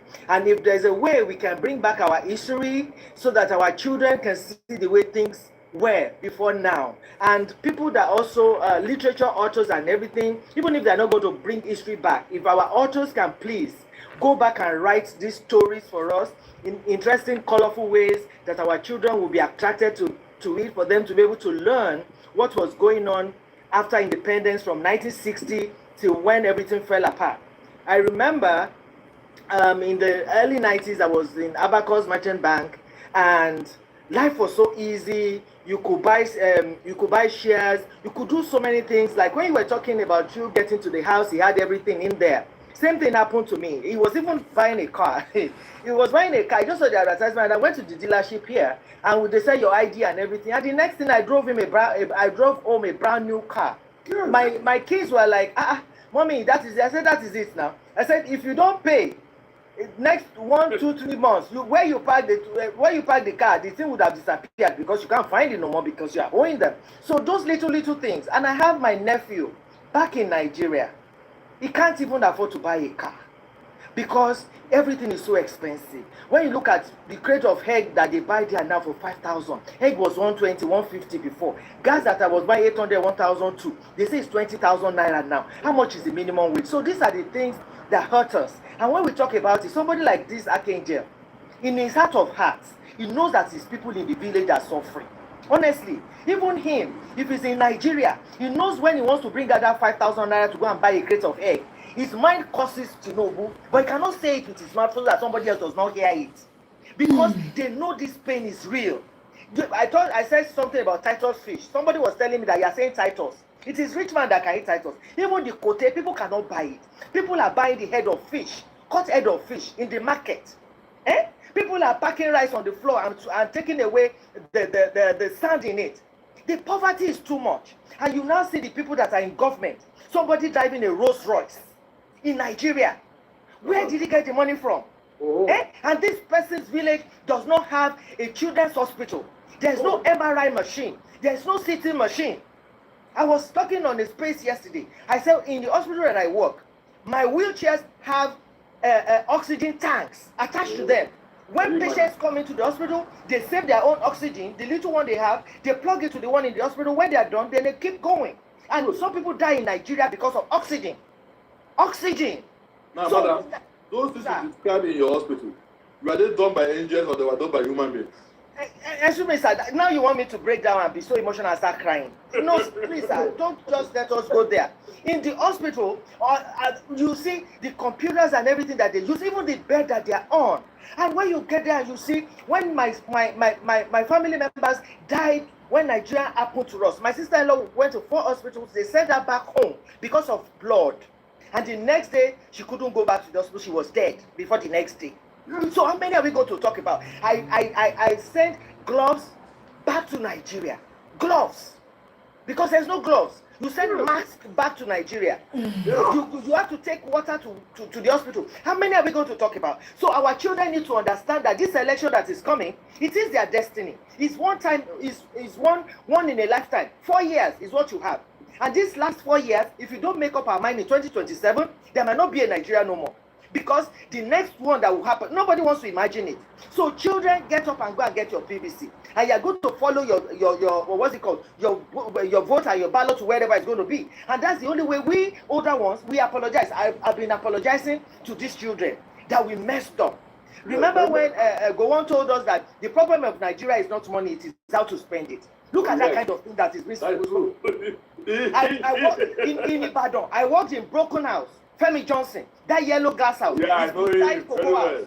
And when you get in front of Cocoa House, they say, Cocoa House, I will shoot you like when you want to look at Cocoa House like that, the feel on your head will fall down. That's how they always look at Cocoa House. I worked in Femi Johnson in there. Cocoa House, which money was they, did they use to build Cocoa House? Show me another Cocoa House now, all over Nigeria. Show me Liberty Stadium, all over Nigeria. Even this what's it called? The stadium. Somebody did documentary at the stadium. You will cry, sir. The place is so desolate and so dirty. What are we doing? Look at World Cup is going on. We don't. Nigeria is not qualified. I remember those days of JJ Okocha, Amokachi, and Emunike. That's when Mutiu Kekere. That's those days that I enjoy football. But look at it. Look at what is going on. That's why I say that this country. Imagine one has to trek from my house in Nigeria to stadium to watch match. Those to show you the. We have people like Taylor Korowanta, Stephen Keshi. Name this classical footballer. Olusegun Odegbami. Those are incredible players. John Chukwu and all those people. Yes. I don't know in Lyrica. One of the best dribblers I've ever seen in my life. I don't know in Lyrica of Sunrise stores in Lagos. These are Fregene goalkeepers. I think we will trek to go and watch. Trek. Finish watching, you come back. We could have built on that. No, we cannot build on it, sir. It's so unfortunate because the greed came. I remember when we were talking about the SAP, Software Adjustment Program. Then I said they were going to be giving us essential commodity. In my life, we had to go somewhere to go and line up for them to give us essential commodity per family. The height of humiliation at that time. That is when our company was going down this thing because of greed. And these people that are stealing this money, I said it yesterday. I said what they're supposed to use to better people's lives are like wristwatches in their bedroom. Can you imagine somebody that is sane, that is not mentally deranged? You wake up in the morning, you show us the number of wristwatches that you have. You step out of your house, you go to your car lot and you show us the number of cars that you have. In your car lot, you show us the number of power bicycles that you have. What does that translate to? And in that your village, you don't even have a cancer center there. There's no MRI machine there. Look at that, and that is supposed to be. You have stolen everything. You stole everything dry. Yes, all those are measures of endemic poverty. Is that not are they not mentally deranged? Yeah, the guy thinks he's rich. Showing wristwatch. You are mentally poor. None of them is less than $15,000. Look at my Rolls Royce. Look at my Lamborghini. You are not producing one, oh. Not one. There's no ambulance to carry you. Even the people producing the cars, they are not even patronizing them to elevate them. Don't be angry. So there's someone who told me now. This is for. If I catch you, come and put in it one. I go beat you. See my glove, Nigeria. I'm ready. More than ready. I'm telling Nigeria this country is beautiful. This country must work. What nonsense is this? This country is beautiful. This country can be recaptured and placed in a light of success. It's so painful. And that's why I say I'm not ashamed to apologize. That Yes, sir. because I look Yes, back. we did. I look back to what we enjoyed. One man is accused of stealing 210 trillion. Yes, and nobody said anything. Nobody's saying anything, and we're so quiet. And at this rate, children die in the hospitals because there's no equipment in our hospitals. It's so easy. I remember when my mother was giving birth to, we were 8 in number. When my mother was giving birth to, there's a general hospital there. I end up in Bath Street at the general medicine.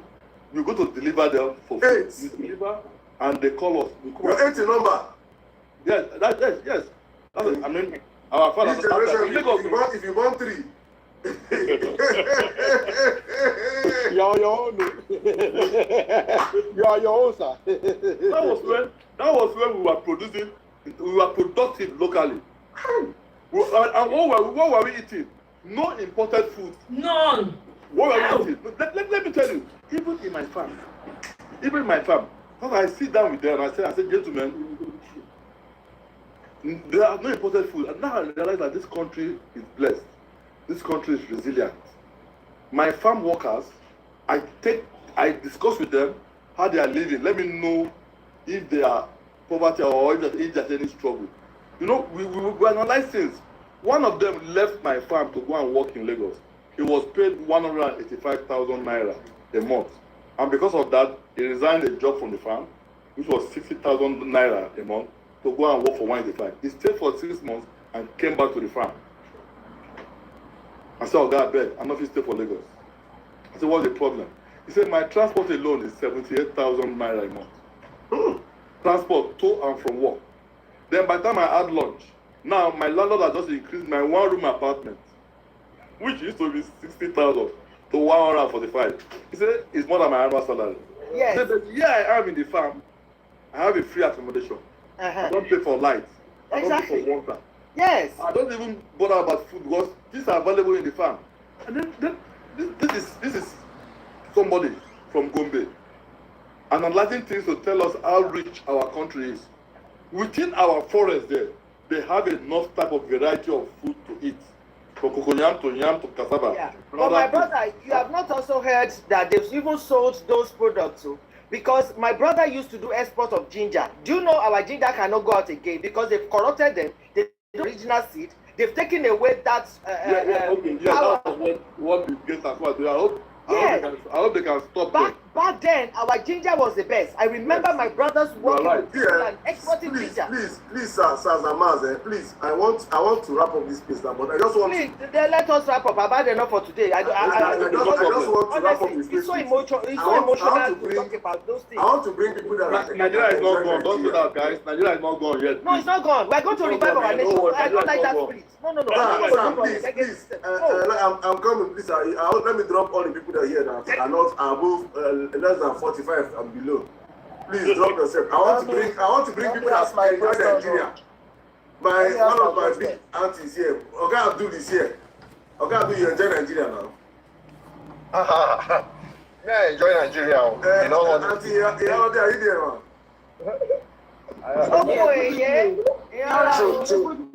Good evening. These are my Ekiti aunties. Please, even Yes, talk to Nigeria. Good evening, Prof. Good evening, my sister. How are you? I listened to some of your submissions yesterday, and Sirdam said he's going to bring you here. And I'm so happy that you're here and you've been speaking to us. You know, I have the opportunity. I live in Canada too, sir. You said you live in Toronto, so yeah. I live close to Toronto, one of the cities. Okay. Close to Toronto, and I heard when you were talking about everything you've gone through, how you lived in Apapa, and how you did all those things, and you said very good things about Nigeria, and I also had the opportunity of enjoying Nigeria. I enjoyed Nigeria before I moved to Canada some 17 years ago. What do I want to talk about, sir? I just came up to say thank you, because in a country, thank you so much, sir. Because when we speak, some kids, that doesn't know Nigeria will be telling us, oh, Kile, what did you enjoy? Is Tinubu the one that caused this? Is Tinubu the one? I heard when you talked about when our prime minister wants to travel, they just take one of the Air Canada and they put sticker on it. And after, you can imagine in a country where we don't even have, there was Nigeria Airways now. Yes. Nigeria Airways, sir. And you remember when you come to abroad to study, by the time you're coming back home, they will welcome you gallantly. And the government will give you a car as a welcome gift. Yes. It was that good. It was beautiful. It was so beautiful. And also, student nurses were paid. They were paid to study nursing in those days. Yes. You know, and I was paid to study statistics and mathematics. Yes, sir. And I don't go to school because yes, they wanted to pay. Yes, and they will come and pack your clothes. You know, they will do our laundry, things like when you go to class, they come to Bello Hall. Where was yours? You go to class, somebody will come and sweep your room. Yes. Oh my God. God forgive Nigeria. Sirdam. And they gave us a lunch voucher, you know. For these people. It was good. I will start swearing for you people. You know, I argue with my mom too. I argue with my mom. Let me finish now. Continue, ma. Sorry, ma. Continue. Yes, sir. So when Prof was talking yesterday, and our Prof came abroad on scholarship, you know, this is what Peter Obi said. He said he wants Nigeria to be a country where children of nobody will become somebody. Yes, you can imagine when my sister Money was talking, how can you wake up in the morning and you put on wristwatch of 400 million and you are comfortable? Hey. How can you be comfortable wearing as sir? I don't know. And somebody came here, Sirdam, for all these data boys. I really don't pity them, unfortunately, because they are being paid. I know. They are being paid, sir. And because we are benefiting from this government, we know that this government has failed. Even though we know all these things happening did not start with Tinubu, we know. But they were the ones that brought them in for election in 2015. Yes. In order to chase away Jonathan. Okay, let me tell you something. They imported these people, and now they have become something else. Yeah, let me tell you something, my dear sister. Between now and when I came for this program, there are three commissioners, APC commissioners, one minister, and one top APC guy who called me that they've heard about my presentation. They called me and they asked one question. Say, Oga, we are reading through your documents. The document I wrote, the one I told you we sent something on cruise ship from Lagos, from Ekpe to Oron to Calabar and back, and all those things. And that I should realize that if today they say come and implement it, will you come? Then I told them, I said, the simple thing you're supposed to do, do not do it. Bam. Simple thing. I said, no, what? Simple thing. Go and revamp the secondary school and public etc. Leave the coastal road. Bam. Yes. Because that person who don't chop belly food. Now they drive car. Thank you. Cruise ship is good. It's a good economy. No doubt about it.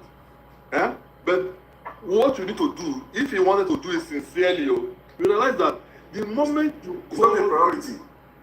It's not a priority, but if you call people, if you call investors, say I want to do cruise ship, they'll be moving from Ekpe to Oron, Calabar and back, right? So they will have about 10 ships. Each of them can carry 15,000 people.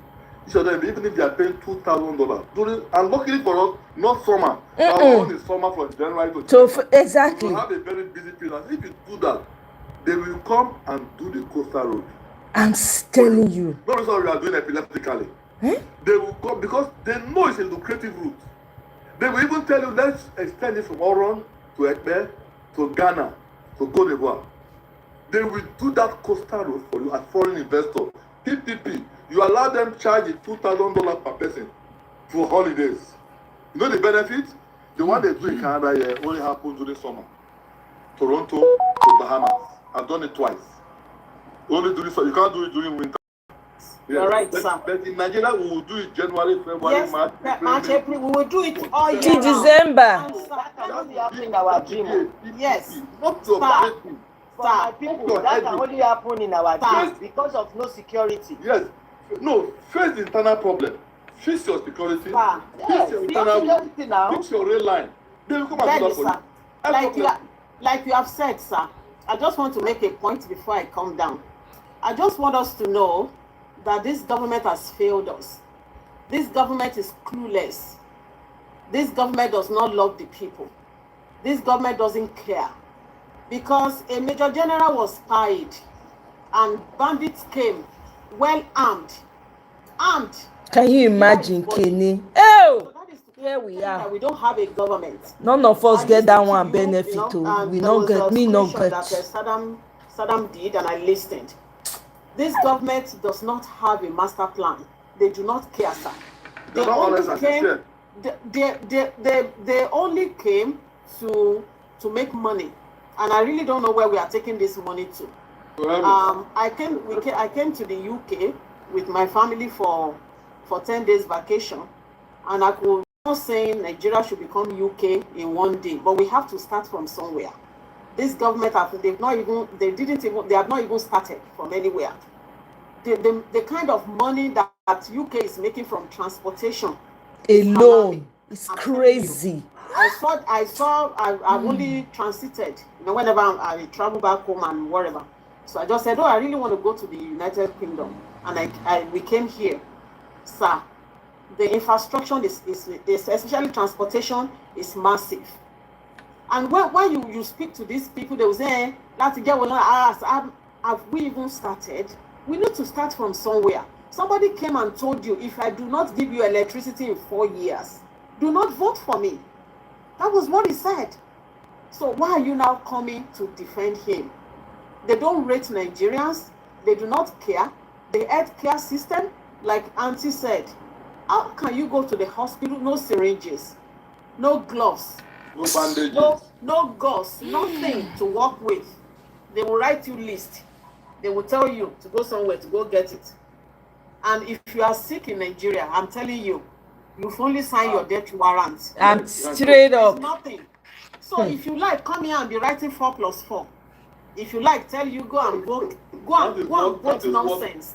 My sister, thank If you you very like, much. God bless if you you. like, be a bigot. I live in Canada. I work in Canada. I'm a registered nurse. I work in the hospital.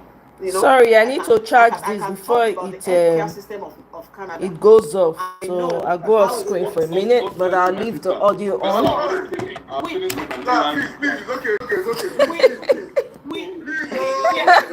Sirdam, please. We are not saying you should turn Nigeria to Canada or UK or whatever. Mommy, don't do. Oh, you people should pity this man. Aye. And you tell me investor. No investor is coming. Almost 4 years, Unfortunately. 4 hours. No, Come no on. investor is coming to invest in a Go and country where rest. there's Tomorrow, no the man security. is coming back. In a country where there is no electricity. Tomorrow. Invest in that country. Please, I want to indulge you people, please. I beg you, please, and those listening to me, please. Tomorrow, I want to make tomorrow's space a space of Nigerians that have experienced Nigeria, work for them. Prof will be our lead speaker. Omoye, please, you can be a co-speaker. Money, please, all of you people that have experienced Come and talk. Nigeria, Ah. work for Nigeria, because tomorrow's space, by the grace of God, will be bigger than this. We have a very big audience on X tomorrow. So please, Come and tell us how it's good for na time. and if you're listening to me, Those of us that came enjoy Nigeria, later, come and that the speak. trickle we enjoy. Nigeria. The crumbs. We enjoy. We not see scholarship. Yes, we enjoy.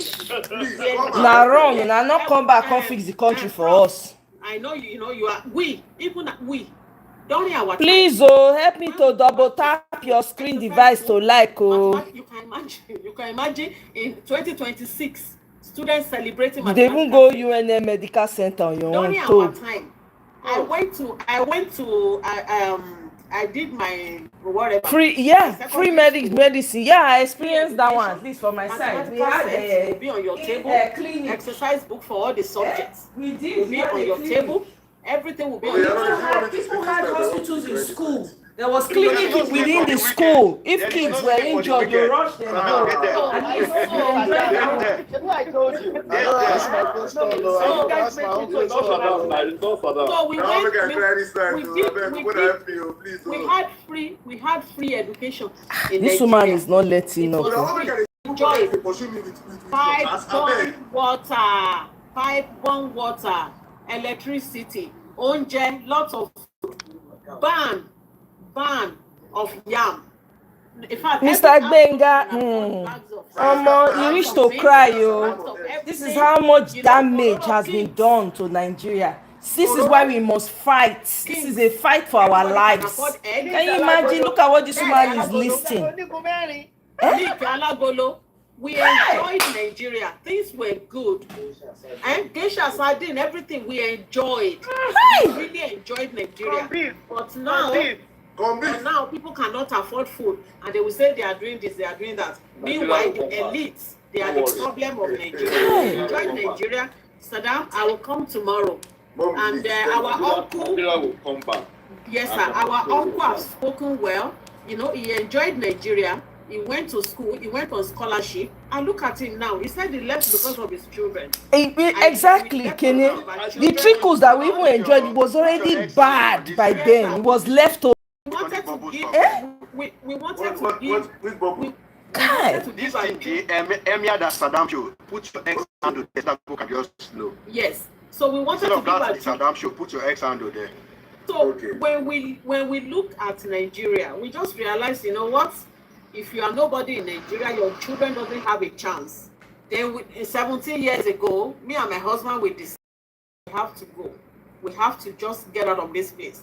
Just to give our children the best, just like Prof said. Now Sir, you know, I went to school in Ibadan. I did primary school in Ibadan. First degree, second So degree. I enjoyed that The one that went to yogurt law school, the for one that went breakfast, to a bit medical brunch or school. break So time they had all that in the they West. don't Not have to enjoy. do jam. When we They moved don't back have to do Edo anything. State, nothing like that. Sir, they don't Yeah. have to know any.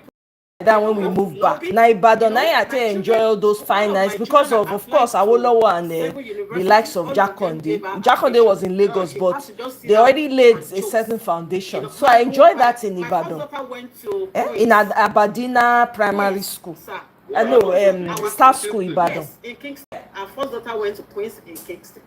You can imagine how competitive it is. But we don't have to beg anybody. So this is a country where everybody have equal. Madam, you don't do tomorrow. You can come and tell us your He said he story. wants to make Nigeria a country where a child nobody will become somebody.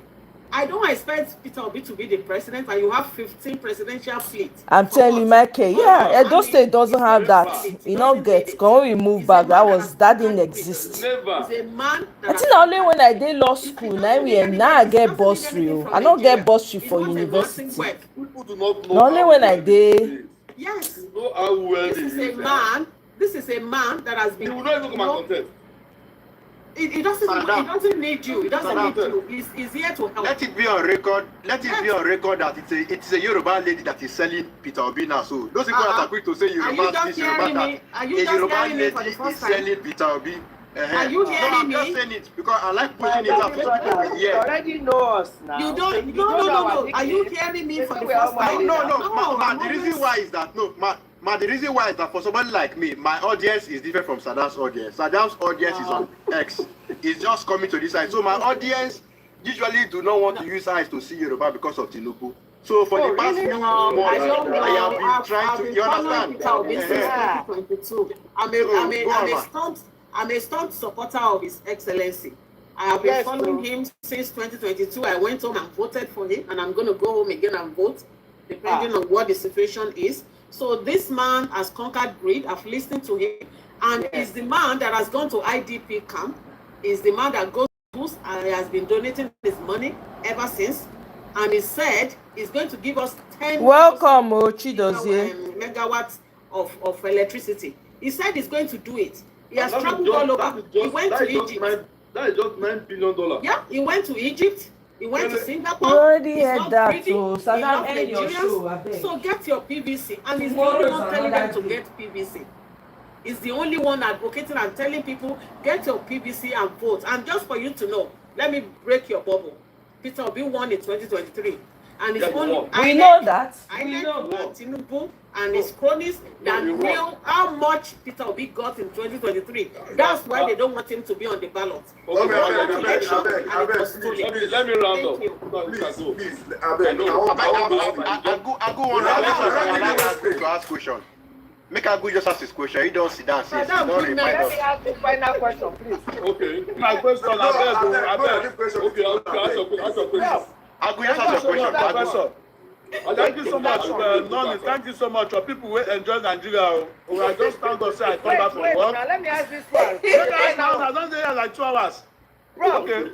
sir, do you remember the last time we did? No, mommy, they don't remember again.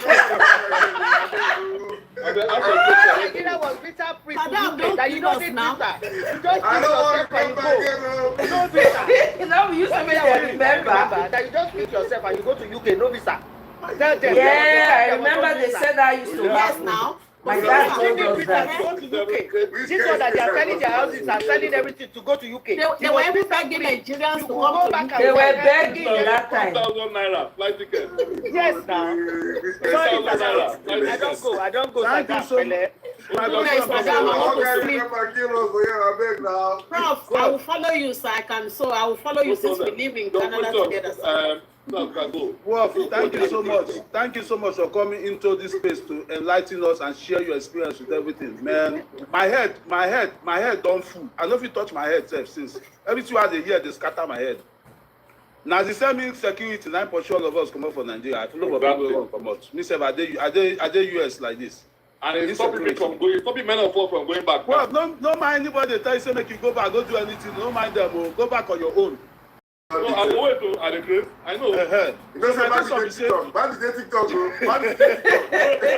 I know. My question is, what is your advice to the youth concerning all these things that are going on? How do you think that the youth can come in to support? Because what the youth do first? You see, because they are youth.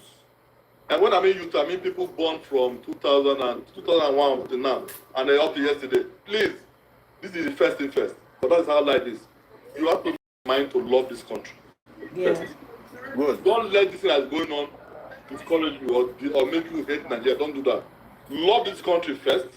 When you love this country, we have now told you that this country was not hard. It has not always been a devil thing. No, it was good. So what you do now is begin to help yourself. Say, whatever profession you are going to go to, pray for your country and pray for that the good leaders will come on strong. Yes. Do not let anybody tell you that it is not good to support any person who is not of your tribe. Don't rise above tribalism. Yes. Ask God to help us get good leaders. Yes. So what is killing us today is bad leaders. Nigeria is beautiful. God has blessed this country so well.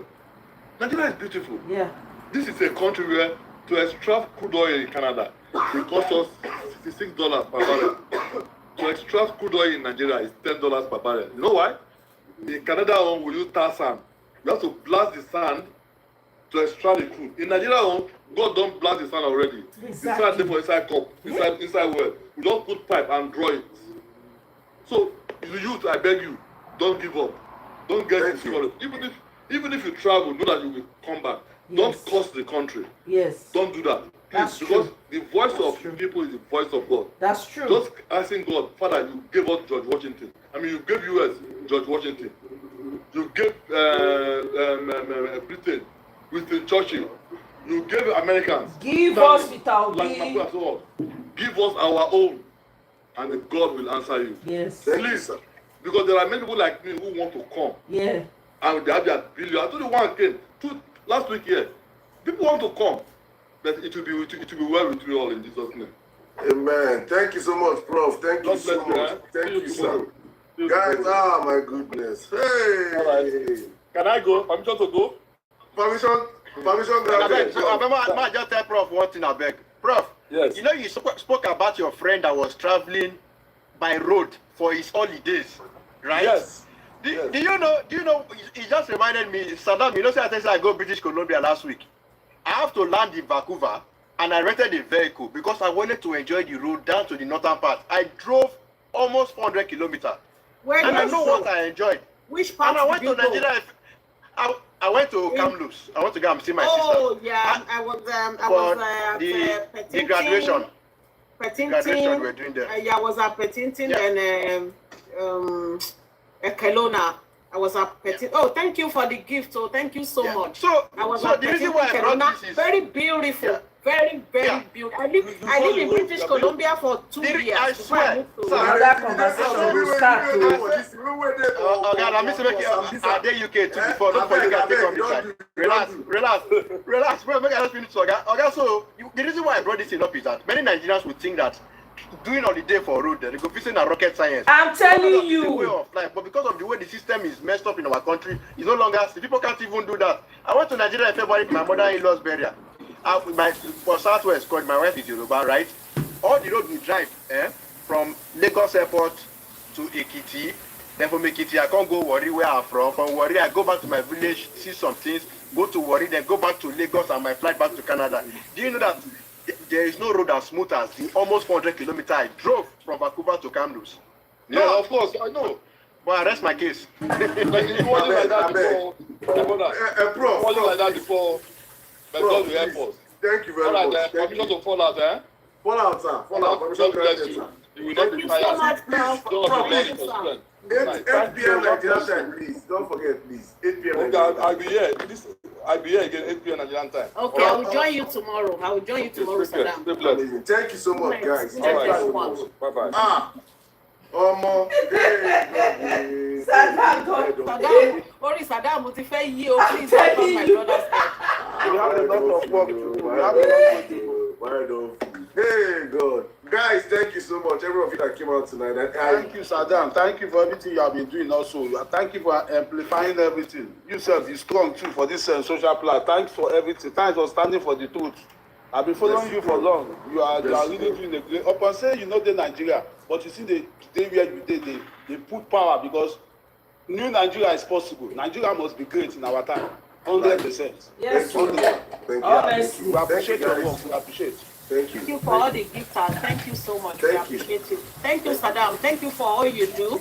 Thank you so much. You know, I've been following you since the 2022, whatever, and you have always remained, upright. Thank You know, you. Nigeria will be good during our lifetime. He Nigeria said- will be good. Yes. We just have to elect the right leader. We are That's very it. rich. Nigeria is very, very rich. Don't let anybody deceive you. Nigeria is very, very rich. Thank you. Very rich. Thank you. So please get your PVC. Like Exactly. you had over 1,000 people here. Get your PVC and vote the right person. And the right person is His Excellency, Mr. Gregory Peter Obi. That man has conquered greed. Yes. Go and read his manifesto. He knows what he's doing. They know. That's why they are following him up and down. That's why they don't want him to be on the ballot. They Thank know you. he's going to fix Nigeria. Please get your PVC and vote His Excellency, Mr. Peter Obi, NDC. Ọwọ́ méjì fẹ́yàn kan ni. 2 hands up, 2 fingers. I will show you now. Let me show you the sign. Hey! 2 fingers, ni. Osalo 2 Buhari. fingers on the ballot. His Excellency. All right, 2 fingers. thank Thank you so much. Good night. Hi, Stella. All right, we give you. Oh my God. Ó dàárọ̀. No, thank you so much. God bless you guys. Thank you very much, Idozi. I'm glad you guys enjoyed it. Now the same trust I tell you so. Because Yes, my own sir. campaign now is PVC campaign for the youth. They should go and collect their PVC. So when I come around, Please come to that's Mona. what I'm my brother. Fight Yes. for us, please. We are in this together. We cannot afford to keep quiet no more. We have to start talking and encouraging our children so that they can have a better future. We failed, but we don't want the ones after us to fail. And that's Exactly. why I always love you for what you do, for your consistency, for the message that you put across there, not minding whose us is God, not minding anybody. You go out there, you say your truth. And we can see that what you have been saying, a lot of people are hearing this message now. So Saddam, thank you so very much. We notice it, we appreciate you. And Nigeria will not forget you. Your name is already in the books of history, all right? When they say, when we have this Nigeria that was nosediving, there are some people that are pillars in Nigeria that did not allow themselves to be bought over. Because I know the last time they wanted to buy you. This time, if you open your mouth, I know some things that's gone, but you don't want to disclose it now. But thank you for what you're doing. I'm so proud of you, my brother. And whatever it is, when the temptation will come, remember those voices that are behind you, that will always say, Sirdam, keep going. We are your support. We are behind you. Okay. Thank you, my brother. Thank you for your truth. God bless you. So we'll see you tomorrow. Thank you, everyone. Thank you so much. Thank you. The temptation is all over the place. We are it now. Oto, àwọn mummies. So-called celebrities. How much money are they giving them? They have sold their integrity. You don't have a name no more. And I said this somewhere. I said there's some names that you mention in Nigeria. They will spit on those names unless their children change their name. That they cannot use their name to do anything. And there are some names in Nigeria, once you mention it, it opens door for you. Madam Oti, that woman, her name can never go in Nigeria. Her name is already in the history books. She stood, and that is why Abia is like Salisu, welcome. I hope you guys have liked too. Stella, I hope you liked. Obi all the way, absolutely. Let us celebrate you like we're celebrating Madam Oti now. You people should know that our destiny is in your hands, and the way you want to shape it, you pay for it. Thank you, my darling. God bless right. you. Thank you very much, Miles. Thank you very much. God bless you guys. Thank you. I wish honestly Madam Nena Oti, in fact, His Excellency,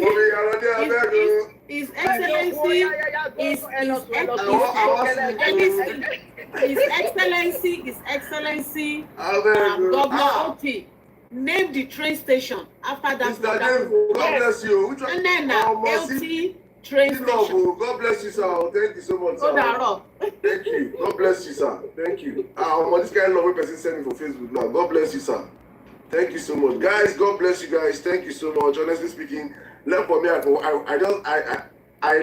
want this space to stop. I'm enjoying every bit of it, but I have to go and sleep because tomorrow is going to be a very long space. I have to still go and hustle and still come out tomorrow and open up the live. But I have been blessed by you all, by the conversations, by everything you guys, by the gifts. Thank you so much, every one of you. By the likes, by the numbers, by the intellectual conversations we've had here. God, thank you so much. I cannot even say enough.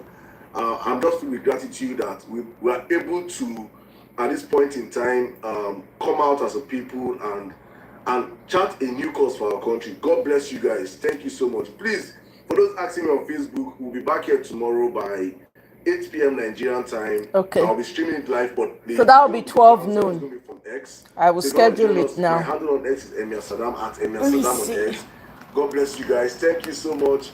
Oh my goodness. They love Alagbele Joseph. God I was bless waiting you, for thank that. You so much. Actually, Thank you guys. 8 p.m. That's 12 noon. Yeah. And also we do more tomorrow. Will be a better day. Hopefully, please share the message for those that did not get to join tonight and you got something from tonight. Those are the request is hundreds of requests. I can't even bring anybody up anymore.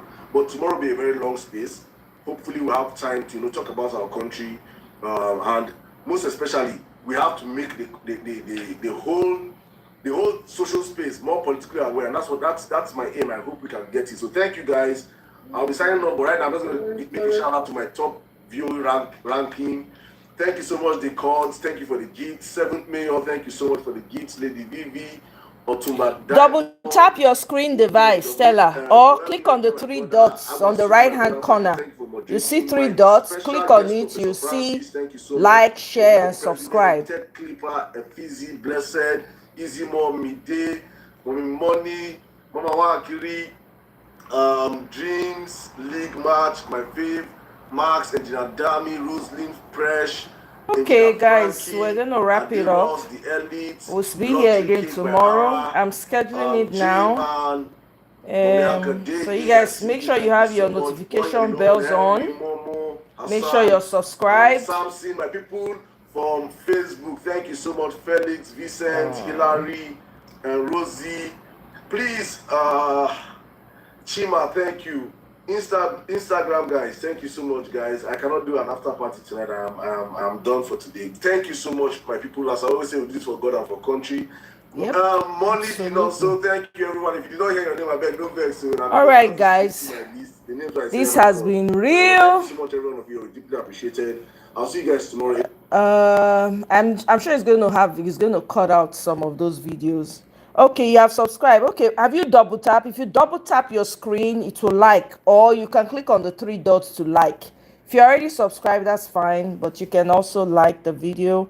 Currently, Canadian heavy crude oil operating cost is between $17 to $28. So how is Nigeria very light crude be 25 plus? Abeg, you all dis Tinubu people, you just dey respond to them. Na waste of time. They know what they are doing now. They know.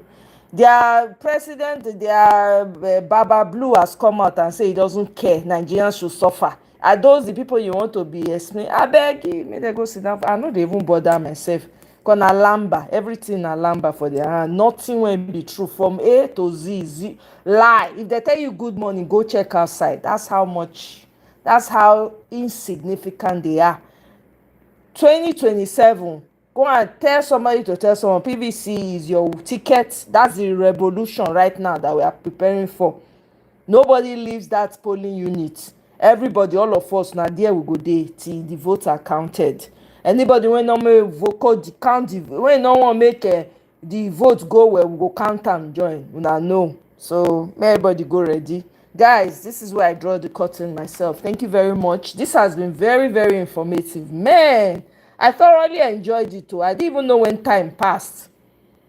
Thoroughly enjoyed it. Man, look at the intellectual. Look at the level of intellect. My goodness. See people when we get outside of the country.